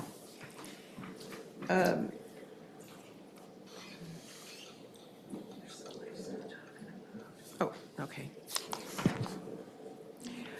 Christy, this was prepared by you. Would you like to? Sure. I just want to make some comments before the board starts to have its discussion. As you know, our utility director resigned effective March the 27th. I was able to make contact today with the help of Matt Parks with Eagle to notify them by phone. And then I also followed up with an email stating that, that our operator in charge has resigned. Eagle did say that they would, and they will respond by email to this effect, but they said that we will have about 30 days to submit the operator in charge designation. So that would be around April 24th, from what I can time out. At this time, and Matt, correct me if I'm wrong, but I believe an S1 license is what's necessary for our operator in charge. And as of right now, we have one person in utilities that has that designate license available, and that person is a utility tech. As far as one of Trustee Reed's questions, he asked about what the average cost would be, and I did a analysis with Nikki. She gave me not only the utility director's wage, but also fully loaded with benefits, and which his benefits were high, but total it was $167,000. His salary was $113,000, and then with benefits it was $167,000, and that equates to $3,200 a week, which is about $200 less than the OHM proposal. Also, to Trustee Reed, OHM stated that if we needed to cancel the services, if we found something, or someone, I should say, that would also be possible. So, and as far as overseeing the existing contracts that OHM has, with myself and the field supervisor, we could oversee anything that OHM wouldn't be permitted to do. So, and Matt is online to answer any questions that the board might have. Trustee Noel? I've gotten kind of involved in this as a result of my charge to oversee OHM and engineering. So I spoke to Brandon and Mike last Thursday, Brandon's last day. We had a 30 or 40 minute conversation. And I have also talked to other people, Matt Parks, Christy, John, David, and some others. In having these discussions, I learned from Brandon that Christy and Aurora had not talked to Brandon or asked his opinions about future needs of the utility department at the time of his departure. And I was concerned that such a discussion had not occurred. And I was trying to understand what happened, what went on.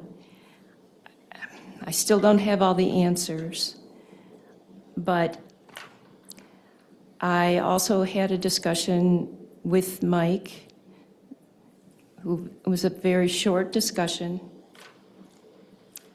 He is interested in potentially an interim utilities director position. I learned this afternoon from Christy that his license is inactive. It wasn't renewed in December, but we haven't explored what would be needed for renewal or how long it might take. I don't know any of those details. I would propose that there is discussion between Christy, Aurora, perhaps Mike, perhaps Matt, just about what the options might be with Mike.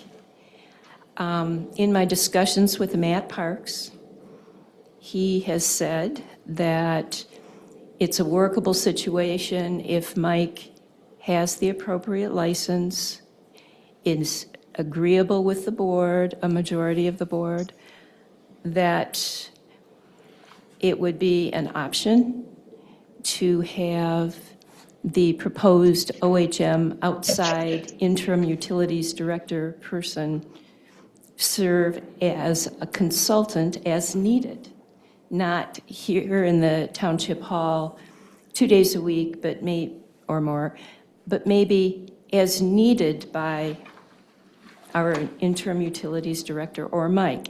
That may or may not be workable. We're going to have to discuss it as a board and see, because we don't have all of the information right now. So at the end of our discussion, and I hope we can all discuss it, I would like to propose that we table this until our next meeting. I've discussed that with Matt Parks.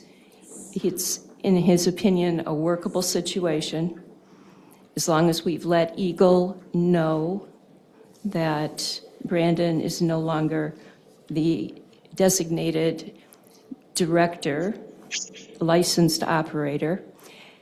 And that's why, Christy and Matt prepared the correspondence to Eagle today.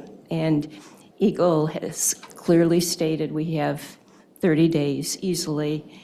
Matt has also said that OHM, in their current capacity, without the addition of another potential consultant, could potentially oversee our, an interim director, but that discussion would have to occur. So we don't have all the details on that either. So we have a lot to discuss, but this is a starting point, and I'm sorry I wasn't able to get to you again today, Aurora, but we'll talk, and, I want to hear some of your input too, of course. So I guess that's all for now. I may have some more to say later. And I do want to note that there are many board members that do care about the situation. And we're searching and trying to figure out some answers. I heard somebody, was you, Kirkland, oh, I'm sorry, are you finished? I'm done. Okay, for this- I thought we were going to go down the table. Oh. I didn't know. Right. Thank you, Christy. Thank you, Kathy. I just want to thank Christy for being on top of it and bringing a proposal to the board, no matter what the board decides. I'm just glad that we're on top of it. I certainly have been here, as I know Kathy and David have, long enough to see, what was it, a 2-year gap in not hiring a fire chief? Long gaps in utility director. So I appreciate you looking out for our kind of operational needs, making sure we have somebody with a license. No matter what the board decides on an interim basis, I'm imagining that this would be a very short interim basis, and I would like to have something in place that would be as least disruptive as possible. I think the utilities team is working really well right now. We're fully staffed. We have a field supervisor in place who's managing that work.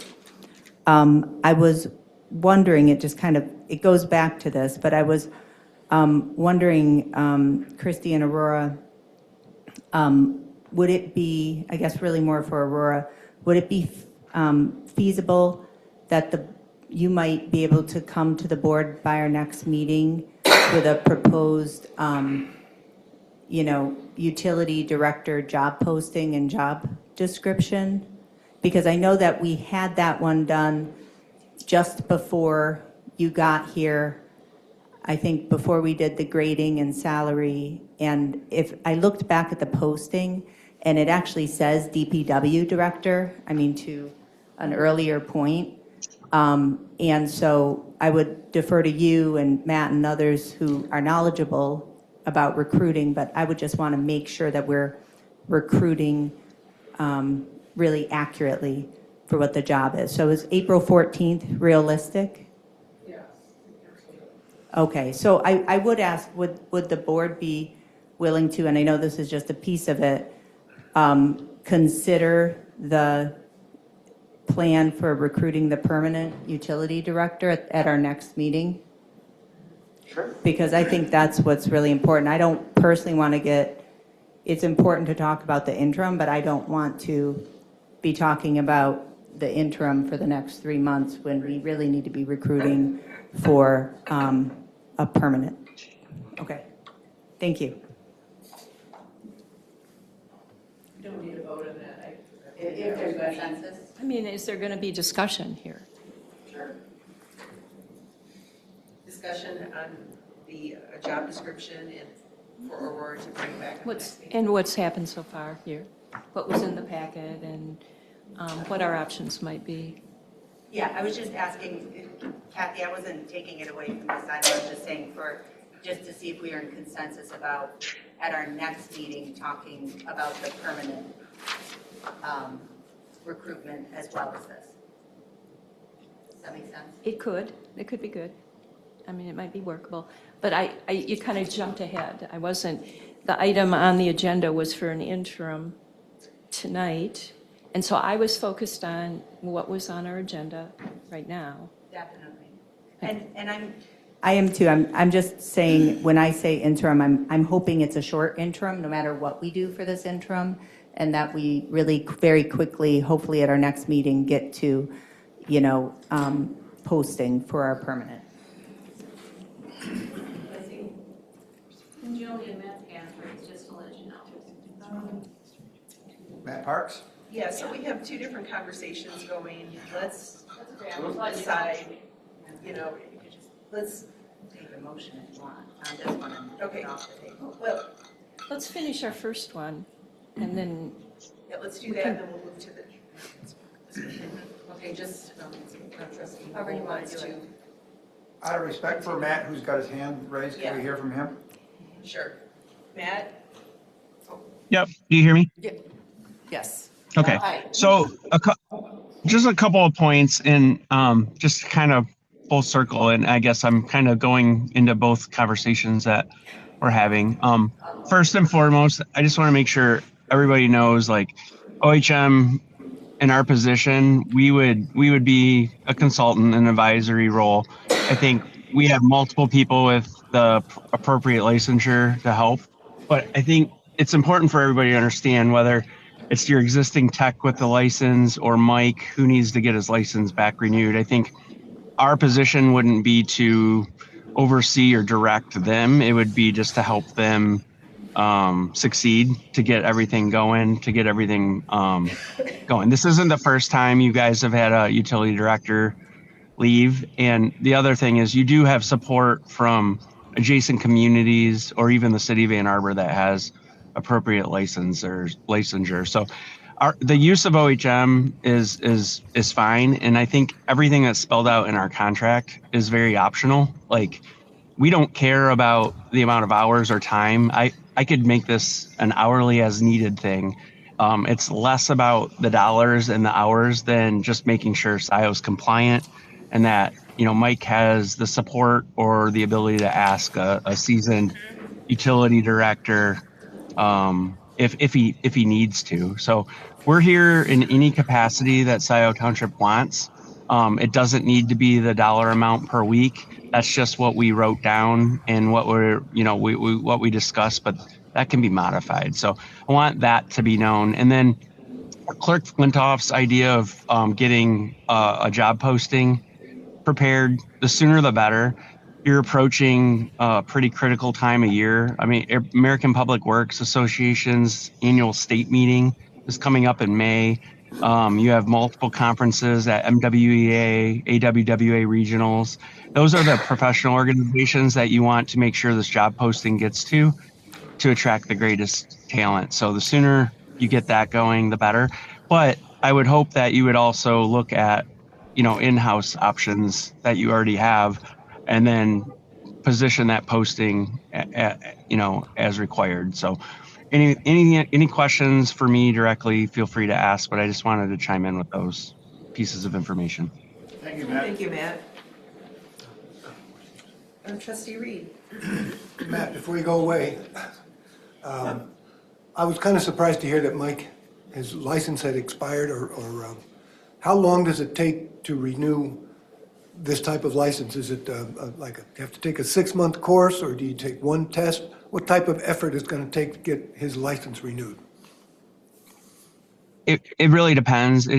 I don't know how many CECs, continuing education credits, he needs, or how many he's short of, or if it's just a matter of getting with Eagle to count the ones that weren't registered. It could be a matter of days, or it could be a matter of a month, but it wouldn't be more than probably the 30 days that Eagle really, wants you to get taken care of. So it shouldn't be that big of a deal. He's already passed his exam. It's just a matter of getting the appropriate CCs in and getting this paperwork into Eagle. So, and they're very good at working with you if they're contacted. So I would anticipate no more than 30 days, but it depends if he needs, multiple CECs, he needs to register for courses and take those courses. So. Okay. Could I answer something for you? I did have a conversation with Mike yesterday or the day before. Days just run together, and he has completed his. He's waiting to hear back for one, and then he will have his license, and then he has to file it with Eagle. But he's been in contact with Eagle. Now I may not have the terminology correct, but he's really close. One course? He's already taken the course. There was an issue with the technology, and then he had to take it again he was on his phone when he took it, so they recommended he take it on the computer, and so he's done that, and he's waiting to hear back. Yeah, so just to kind of explain what Jillian's talking about, they do these courses in person, and then you have to type in a code at the end of the course, and if you are even seconds late of typing in the code, it doesn't register. So he's just probably cleaning that up, and this is not an uncommon problem. As the technology changed and they got away from like hand stamping or signing off, and they did this digital version, it's tricky. So I totally understand what you're saying. So. Well, that's good news, because we always like to hire from within. So if in fact Mike is qualified and Mike wants the job, I think that's a good thing. And perhaps we can hire him as an interim with assistance from OHM, as Matt has suggested. And after X number of months, if we post a job hire, maybe he becomes the permanent, but I think we should give him the chance. The other question I have, Christie, where we have the contracts with OHM, obviously we don't want the or probably improper for the OHM consultant to oversee the OHM projects. Now, I think you mentioned that you and someone, who was the other person you said would oversee the projects? I said myself with the help of the field supervisor. Was that Mike? That's not Mike. It is Mike. Oh, Mike, yes. Mike okay. is the field supervisor. Okay, all right. Okay. And just to answer, any design projects that we're currently doing for the utility department, our full intention is to make sure that Mike and staff is involved in looking at those. But I mean, in any capacity, we would never be involved in reviewing our own invoices or anything like that. That obviously needs to stay the way it is today.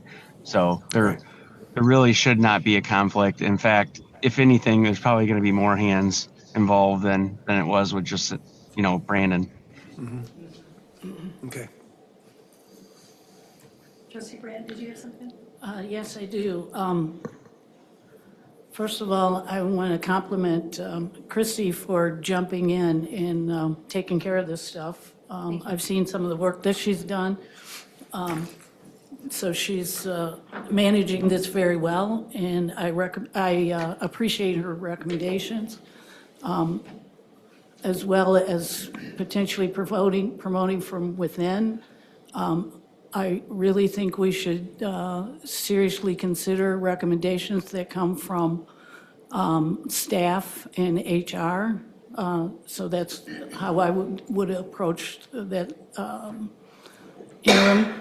So I support her recommendation, but what I would like to see is that we put some timeframes on this, that it truly is interim.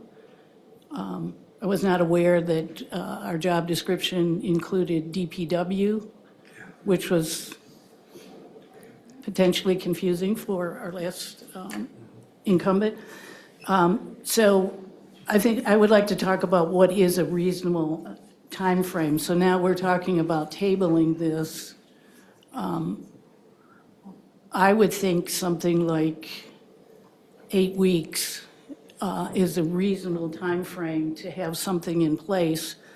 I think we just heard that we could get job descriptions ready quickly for the next meeting, but I would want to put some timeframes so that we drive to those deadlines, those timeframes. Not to say that the timeframe is absolute, but at least we have a target to try to get this accomplished. So I'm suggesting something like 8 weeks. Kathleen, when you say this, do you mean the interim or the, Yes. just the interim? Yes. You mean to have a permanent person on by 8 weeks? No, that I would not be supportive of having an interim as an open-ended situation. To have some time frame on that.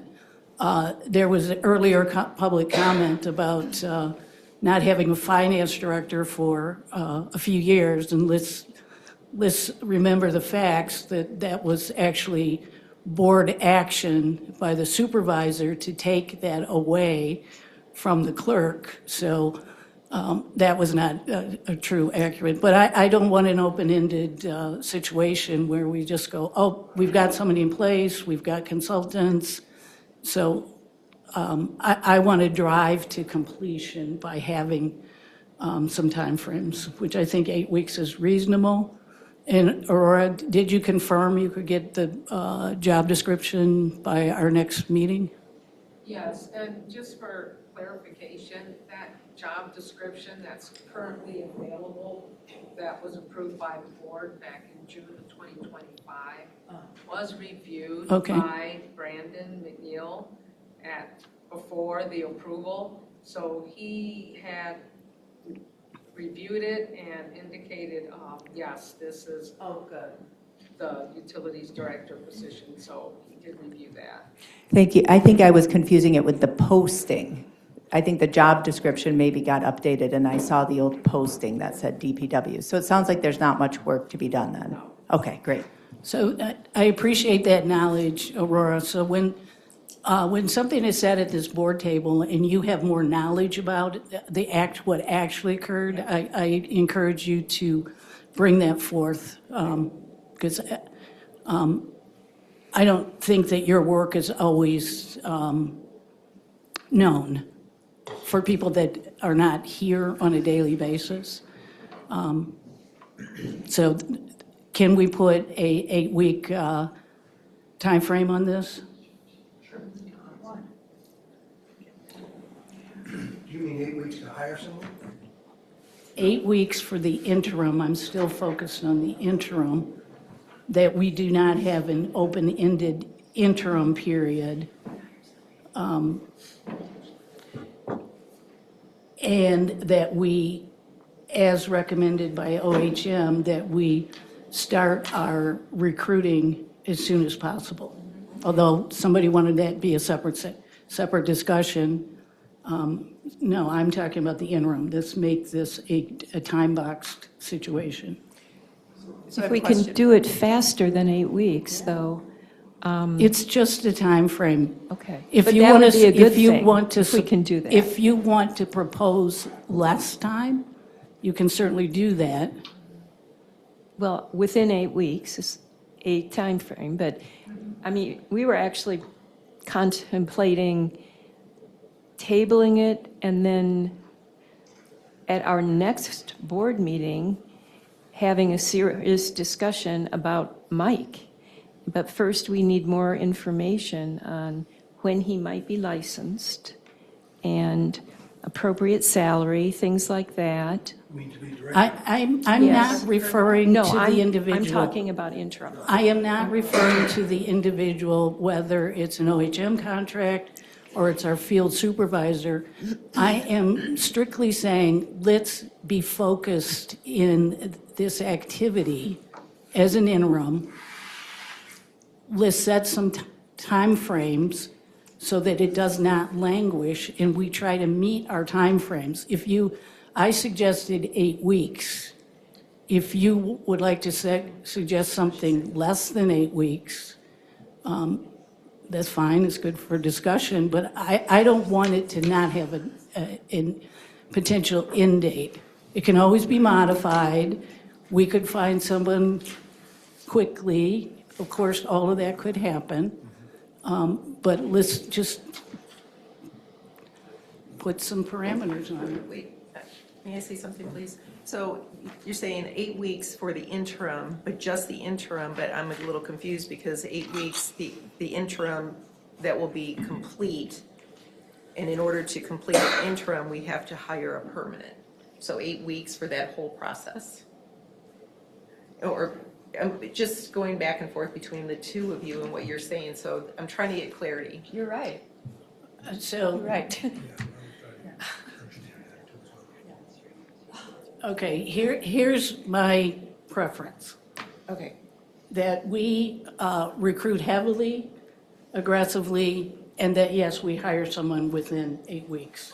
Okay. But this is the distinction, that whatever motion we make for interim, that we set a time frame Not for to it. exceed? Yeah, nothing firm. Not to exceed. I agree. Yes, that's what I'm saying.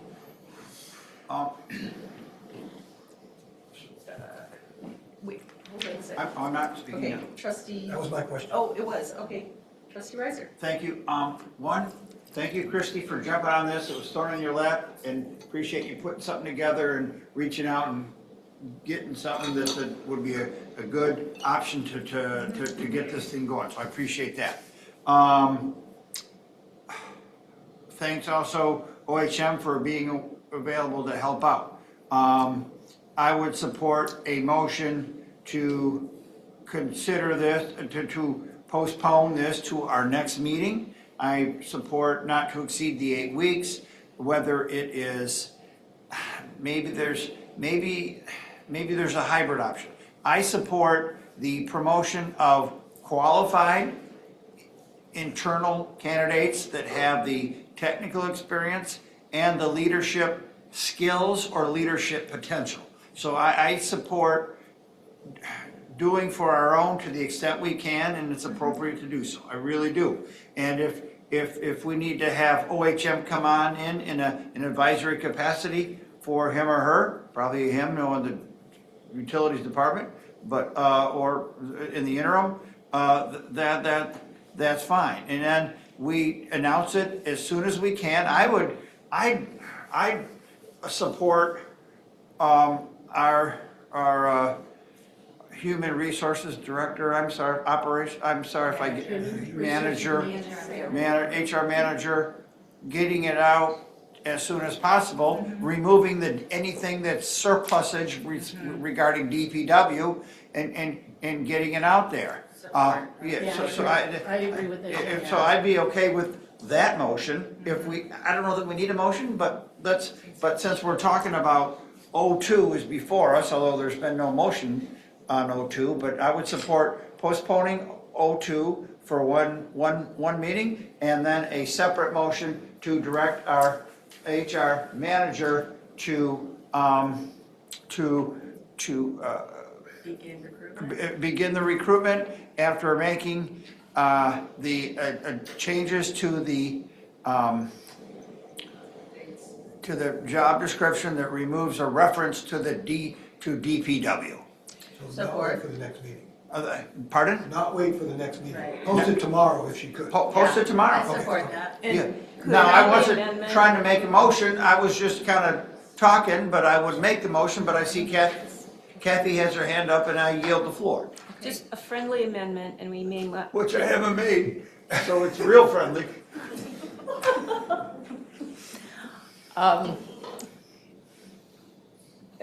The board would direct our HR director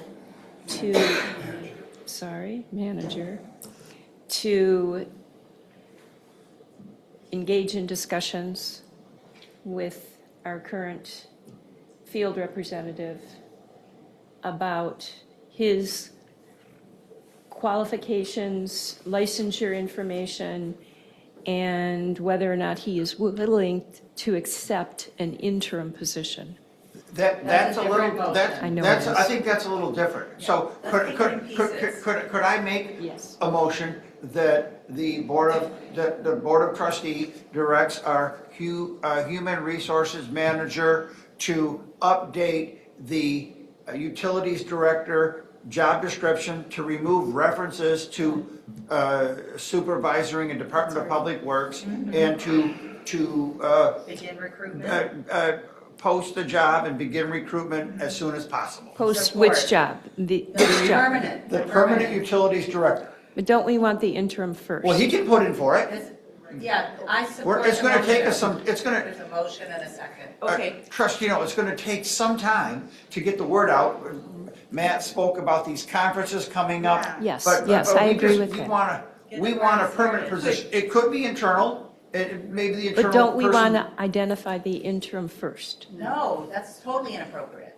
I'm sorry, but that's completely backwards. Well, wait a minute, also, could internal staff Of course. Of course. Yeah. Yeah. All the time. But is there, apply? so I had what I thought was a motion, but it's I no supported second, so it. it's, No, it's We had a seconded. second. okay. Could you read the motion, please? Yeah, yeah. Because Please and thank you.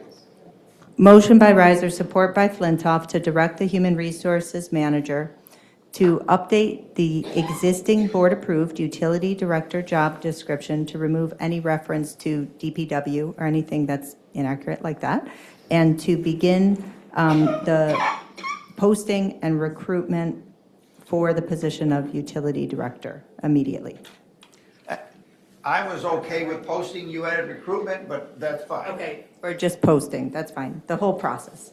But We're jumping ahead of identifying a current interim candidate. but They can apply. so here's my concern. But this isn't the interim, this is the permanent. It takes us a while to hire people. Yeah, it's Wanna going get to. going. It's going to. Months. let's take a roll call vote on this, please. We'll call the question here. Thank you. Carrie? Yes. Yeaple? Yes. Flintoff, yes. Brant? Yes. Noel?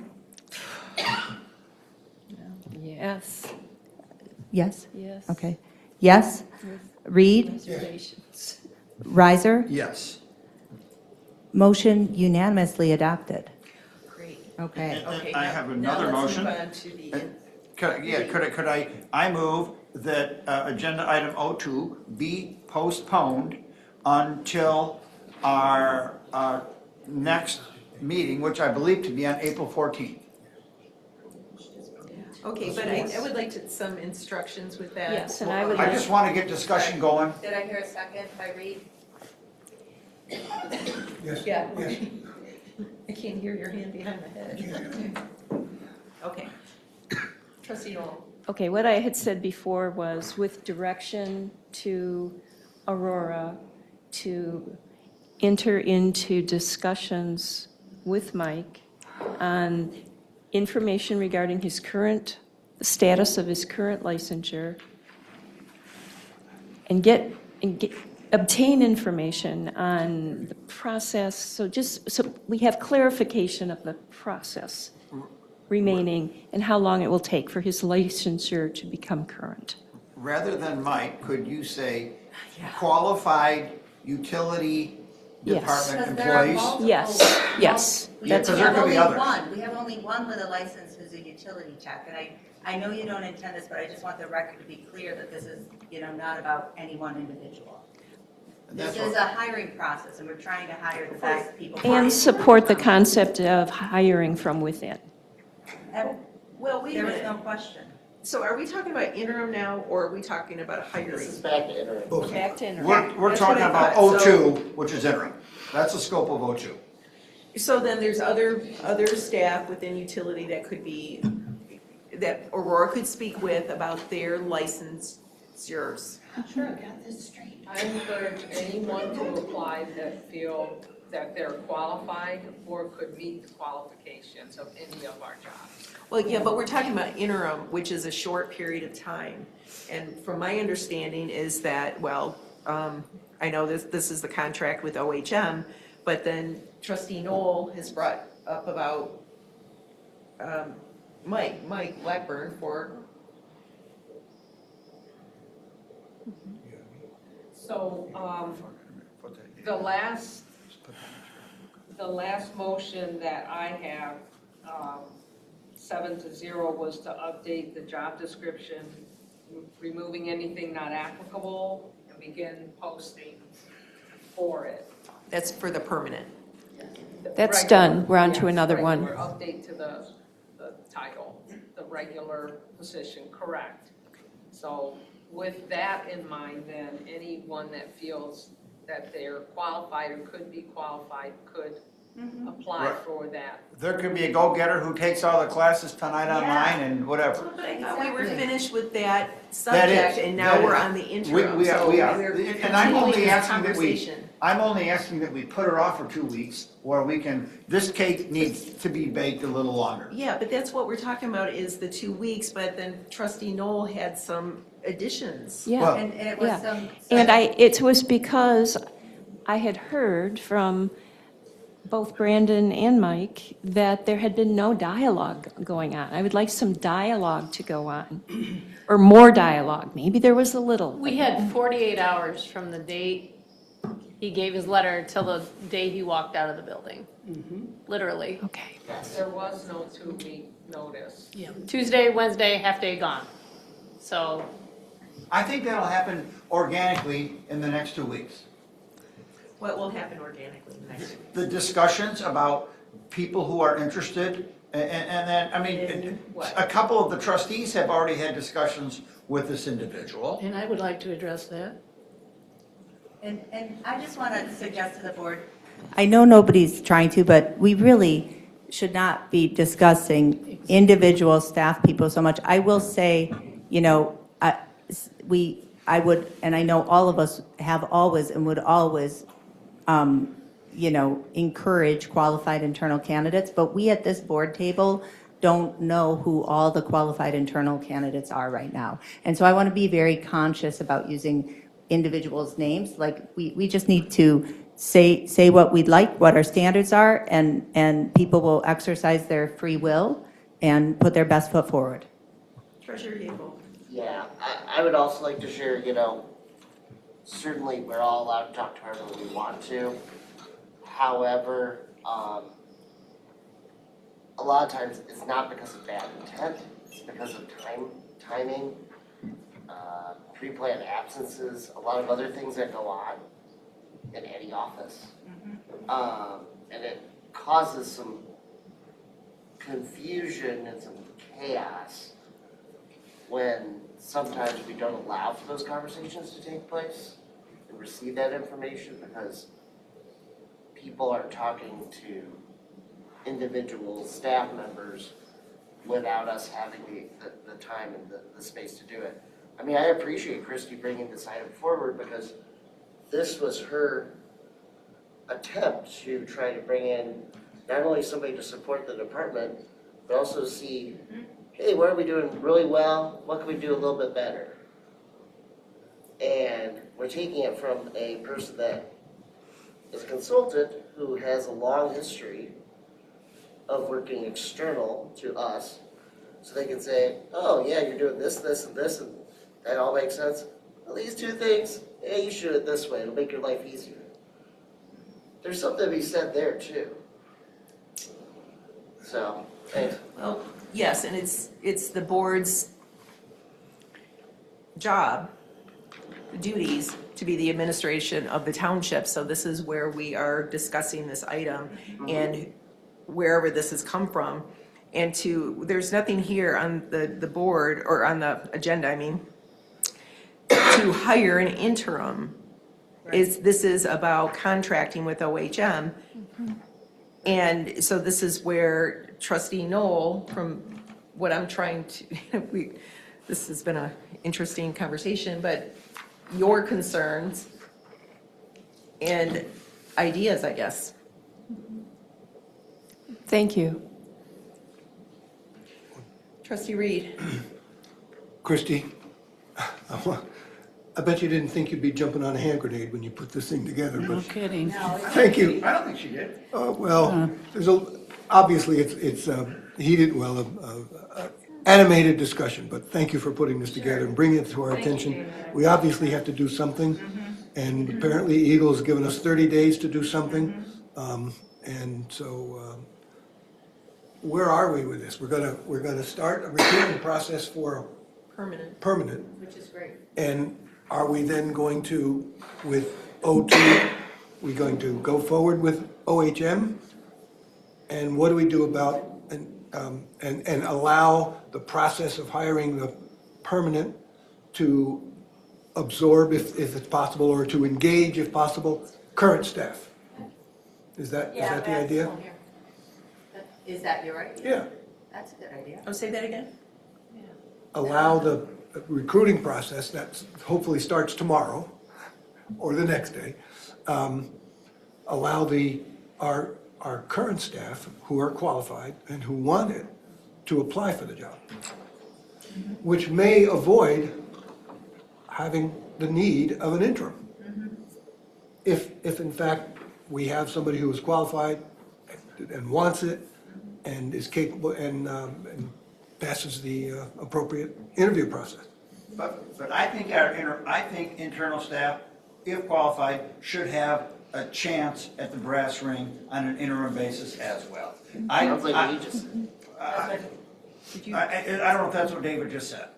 Well, For the interim, I think we could have internal staff do this along with HBO, the television, OHM, or Netflix. kind of a hybrid thing. So I'm not willing to say it's a fait accompli for OHM to do it, but rather interim staff could serve in an interim capacity as well, potentially, which is why I would have supported Kathleen's motion to put it over for 2 weeks. But I think there's a motion on the floor, but I've forgotten it at this juncture. Created that motion. I did. If I could just bring, Rise, on the floor, there's a motion by Riser, support by Reed, to postpone O2 until April 14th. There was then a suggestion by Trustee Knoll to provide some direction, and I didn't hear any second for that motion. We didn't kind of solidify that part, Kathy, I think is where we were at. Could you clarify the? I think that was just Direction. deliberation. I didn't think that wasn't a motion. No, it was a motion. And there was no second. Oh, okay, is anyone going to second that motion? Okay, I didn't hear it as a motion. Well, okay, maybe Yeah, Kathy, right. would you so kind of restate it And I as a more didn't write it formal down. motion? Because that So, just might help us move along. I wanted And I to, would object. Okay, wait. Point of Please, order, we've got one on the floor already, Fair. unless it's going to be amended. No, John's right. We do have a motion on the floor. Thank you, John. Okay, I would like some It was a friendly clarification on amendment. direction. You said, Trustee Knowles said, I can't remember. So the current motion on the floor, by Riser, support by Reed, is to postpone O2 until April 14th. And then, This was discussion Oh, that did not make it, it was not a friendly motion, and it was not an amendment. So there is one motion on the floor. John is right. Riser Reed to postpone O2 until April 14th. okay. Then I would like to offer a friendly amendment, offering some specific direction to staff regarding next steps in information gathering. and what type of information would you like gathered? More information about how long it might take for any interested internal candidates to acquire the necessary licensure. Can we do that as a separate motion, We can, please, and thank you? we can. Well, point of order, if this passes, wouldn't there be She no can make- item before us to make that separate motion? I'm sorry? Say that again. She could always make a motion from the floor. Well, that's true, I suppose. We've done that before. dispose of the current item and she's trying to make an action on the current item. No, she's trying to direct, The Robert's Rules problem. Yeah, I would say, Kathy, for clarification, is your additional direction, does the motion to postpone until April 14th, does your specific direction hinge on that, or can they be separate? We can do it either way. I would hope my direction that I would like included in the original motion could be done within 2 weeks, within a week. I would support that. so can we vote on these in seriatim, one at a time, We can. please? Can we call the question? Yes. And the question is to table 02 for 2 weeks. Motion by Riser, support by Reed, to postpone 02 Postpone action. until April 14th. Do we have a motion to call the question? I will second that. I think we're voting right now. Okay, thank you. Okay, all in favor, say aye. Aye. Opposed? None. Motion passes 7-0. Now, can I make another comment?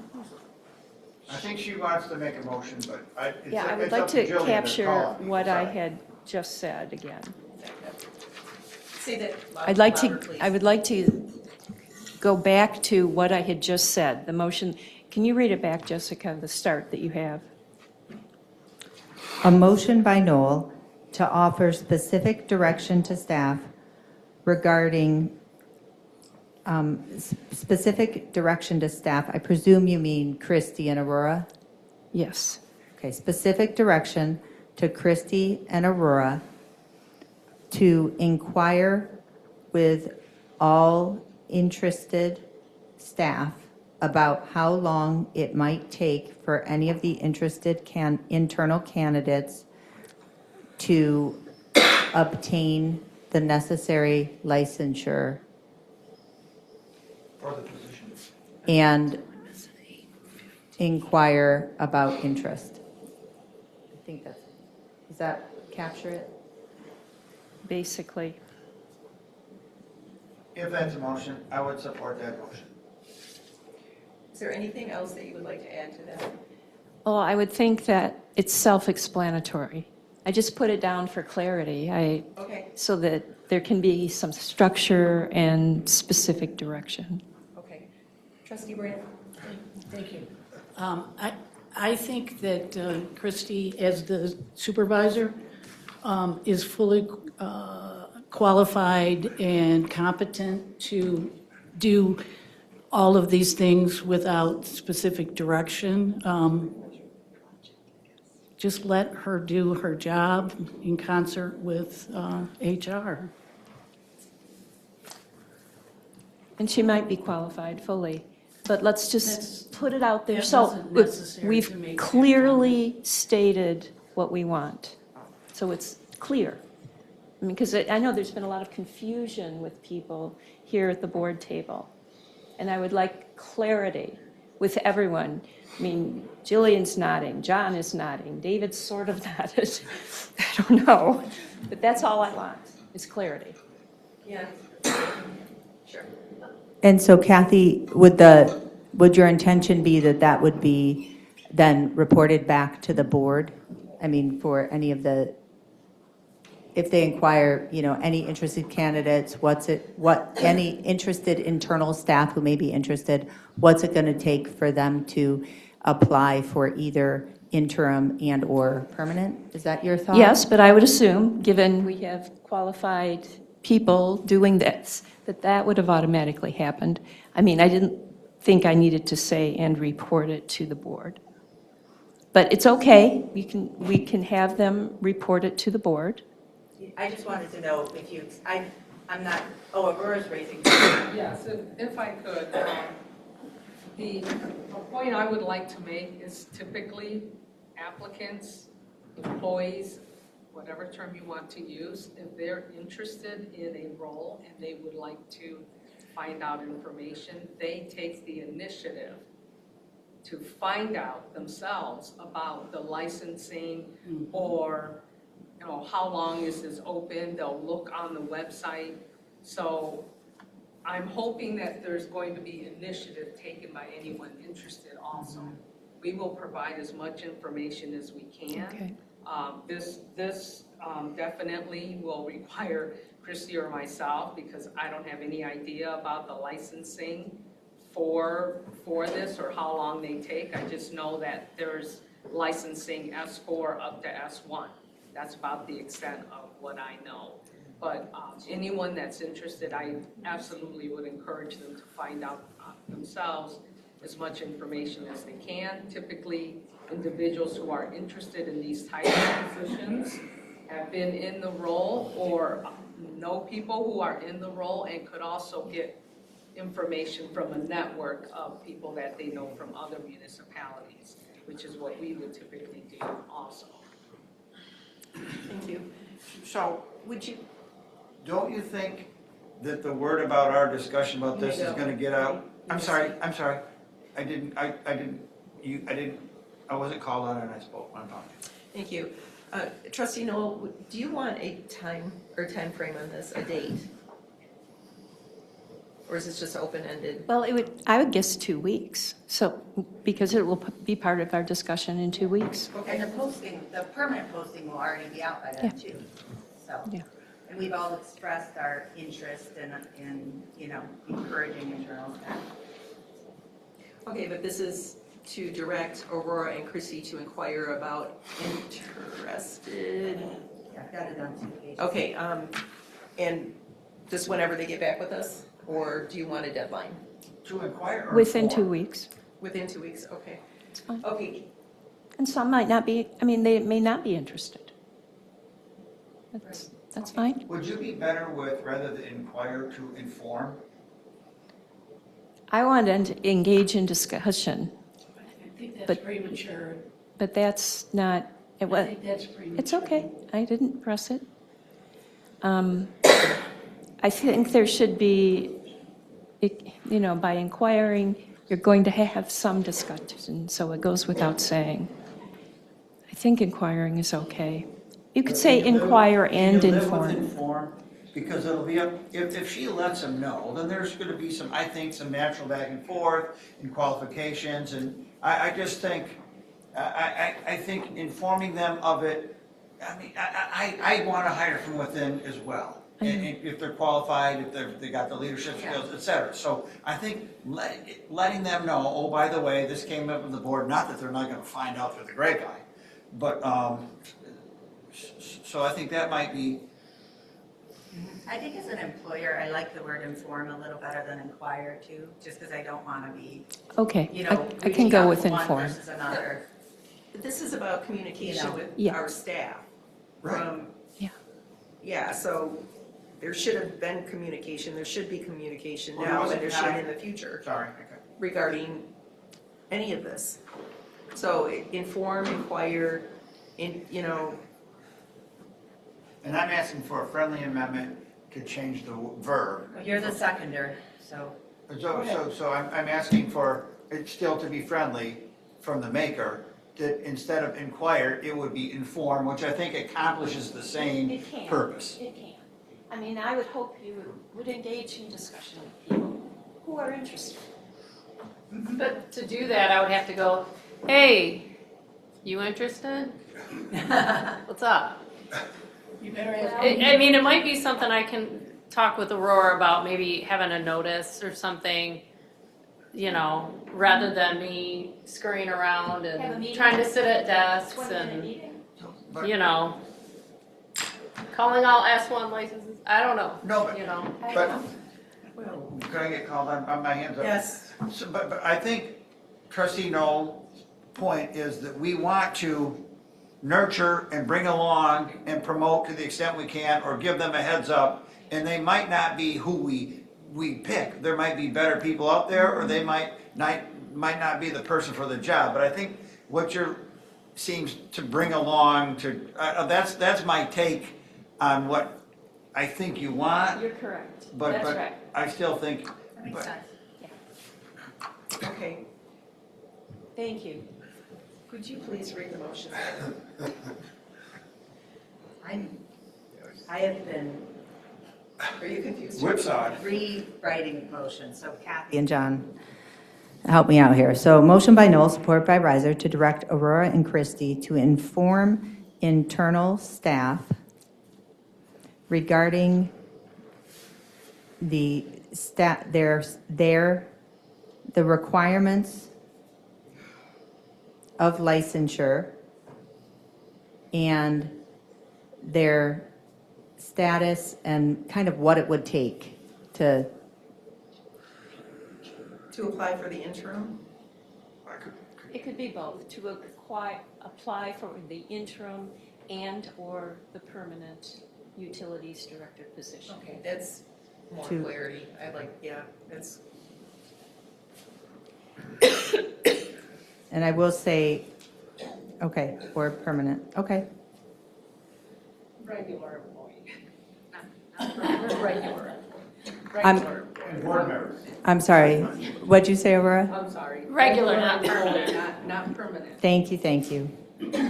You're correct, thank you, Aurora, always.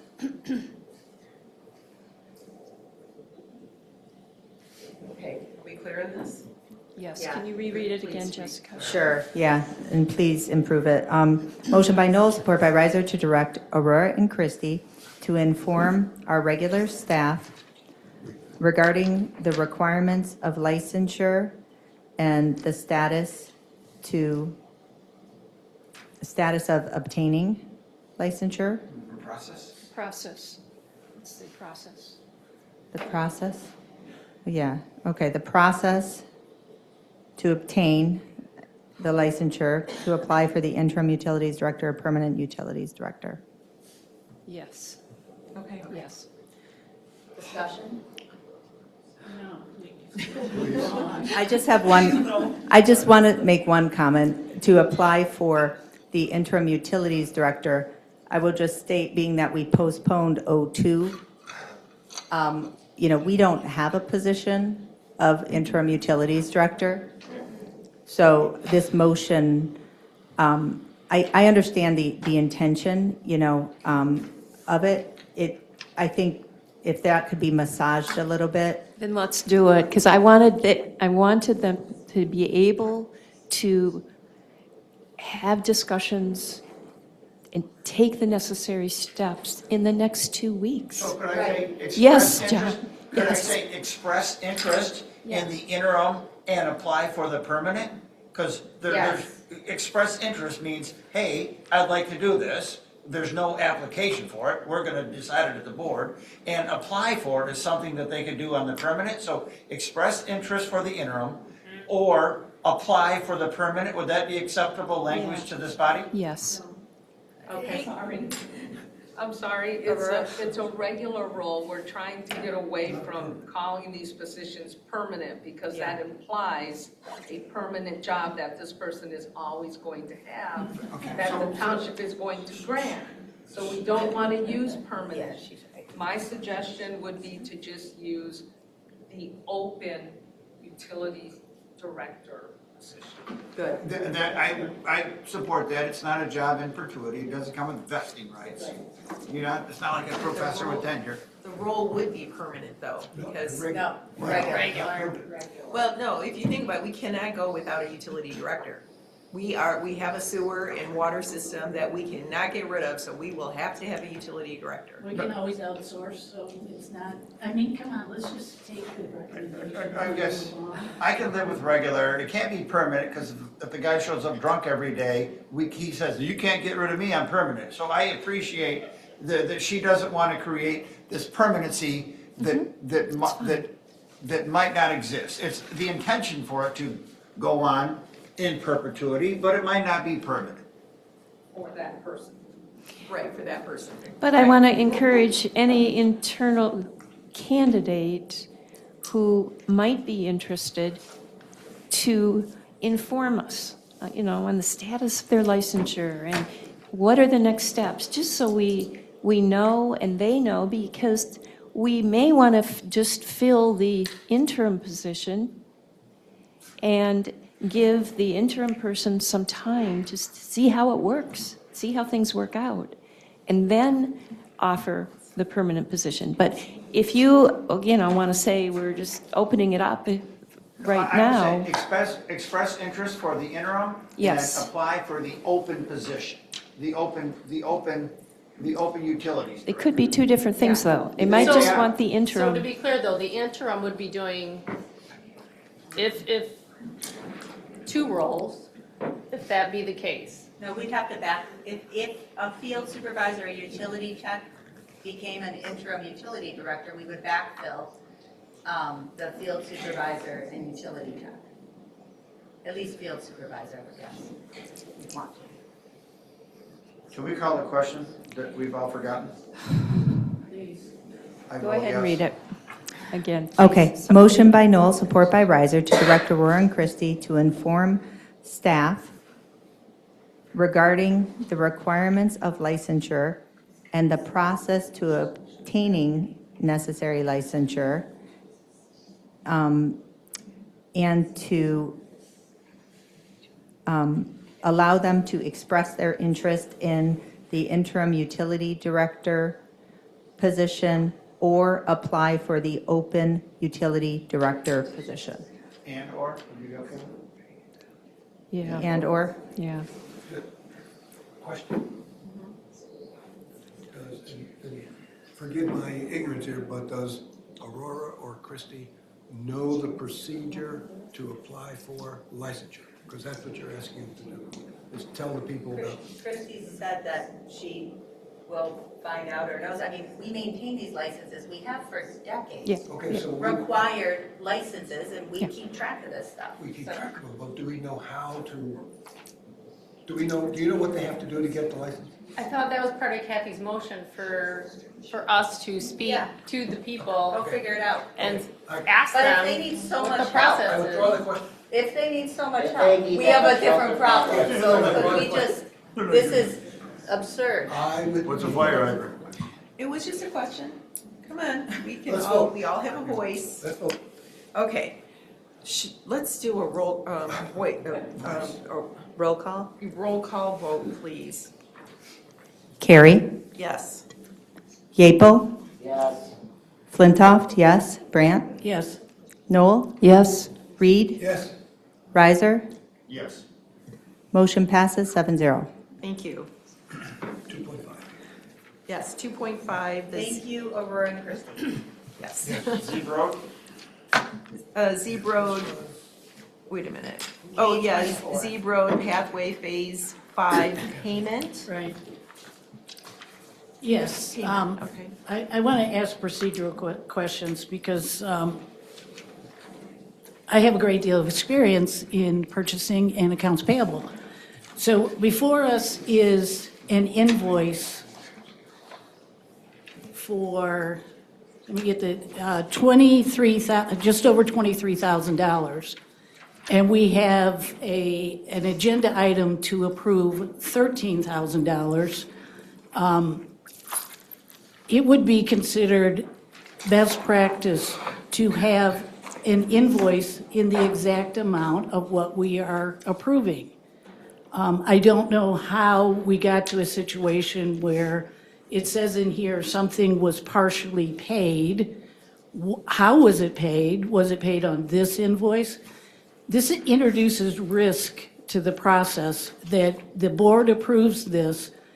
A $23,000 invoice goes to accounting or finance, and they process an invoice for $23,000.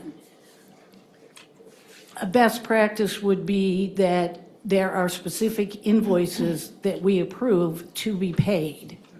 So I don't understand the comments that, I asked the question, why do these amounts, why are they different? And I got a feedback that, well, we've already paid on it. Well, how did we pay? Did we pay using this invoice? And how would finance know that they're not to pay $23,000? Trustee, or, Maybe, Clerk Flintoff? yes. Are you? No, I'm asking finance. Okay. Yeah, so Kathleen, thank you for pulling this from consent. I admittedly, I had not had a chance to review this before, so if there's no harm, I would suggest we table this for 2 weeks Okay. until we get a chance to look at it, unless, Christy, do you have any more information No, I'd about this than rather what's table here? it too, and we can look at it together with And are you an project AP? manager. Okay, what do you got? So I'm in the accounts payable module. It looks like this invoice 99810 from OHM, according to the audit trail, was not entered until March 17th, so last week. It was originally entered and still remains entered for $9,521.79. Is it drawing down from a PO? That's probably what's happening. Correct, it's drawing down from 23-000941. And do you mind clicking on the attachment related to that PO, Ryan, and it'll show the board authorization, probably the contract, we're probably over contract. Yeah, looking at the attachment. That was back from 2022. December.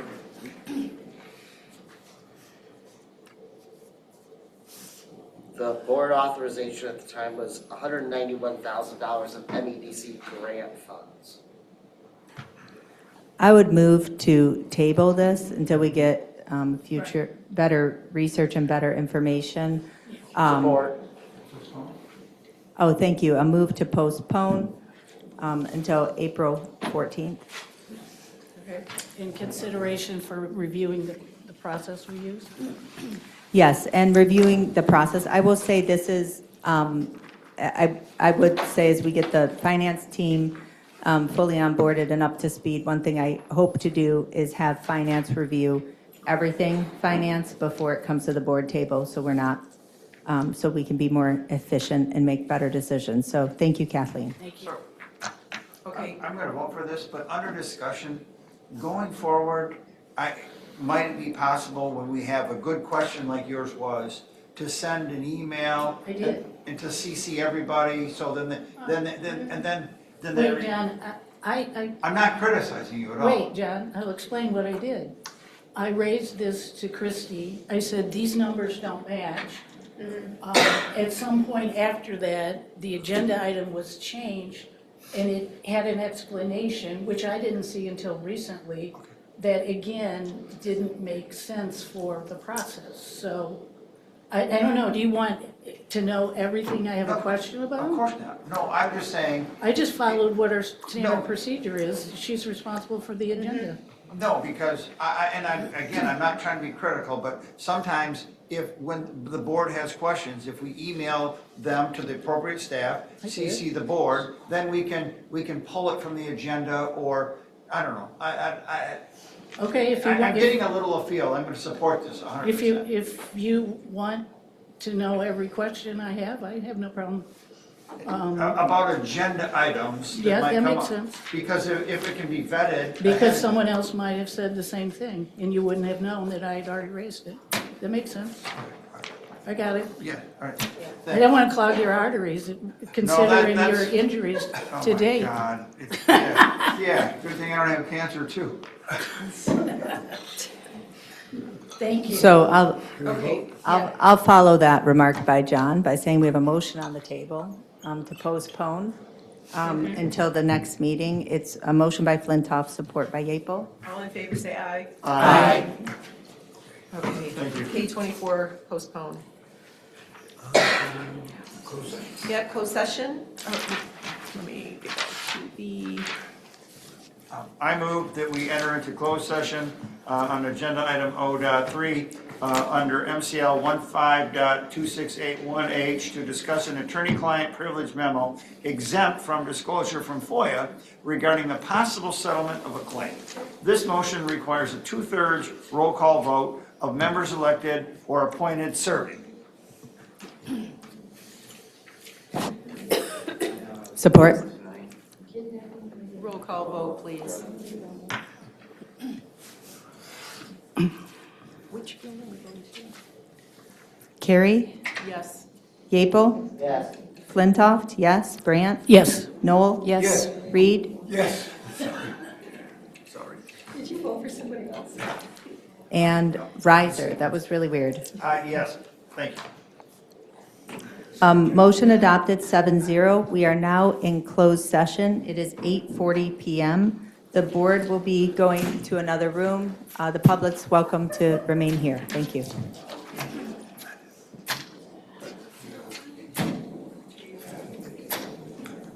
Longer than necessary, but it's not. All right, is there a motion to leave closed session and go into open session? So moved. Is there support? All in favor, say aye. Aye. All right, thank you. Clerk Flintoff, you? Sure.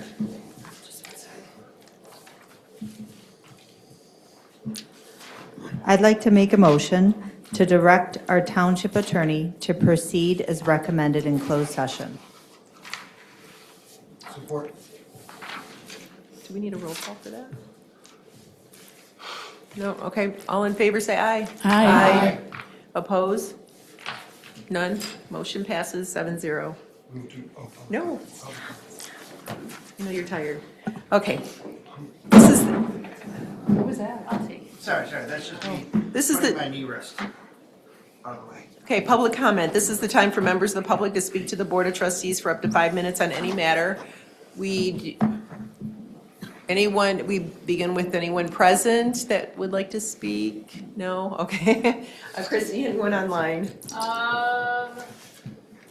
There are no hands raised. All right. Is there a motion to adjourn at 8:54? Support by riser. Okay, all in favor, say aye. Aye. We are adjourned. Thank you.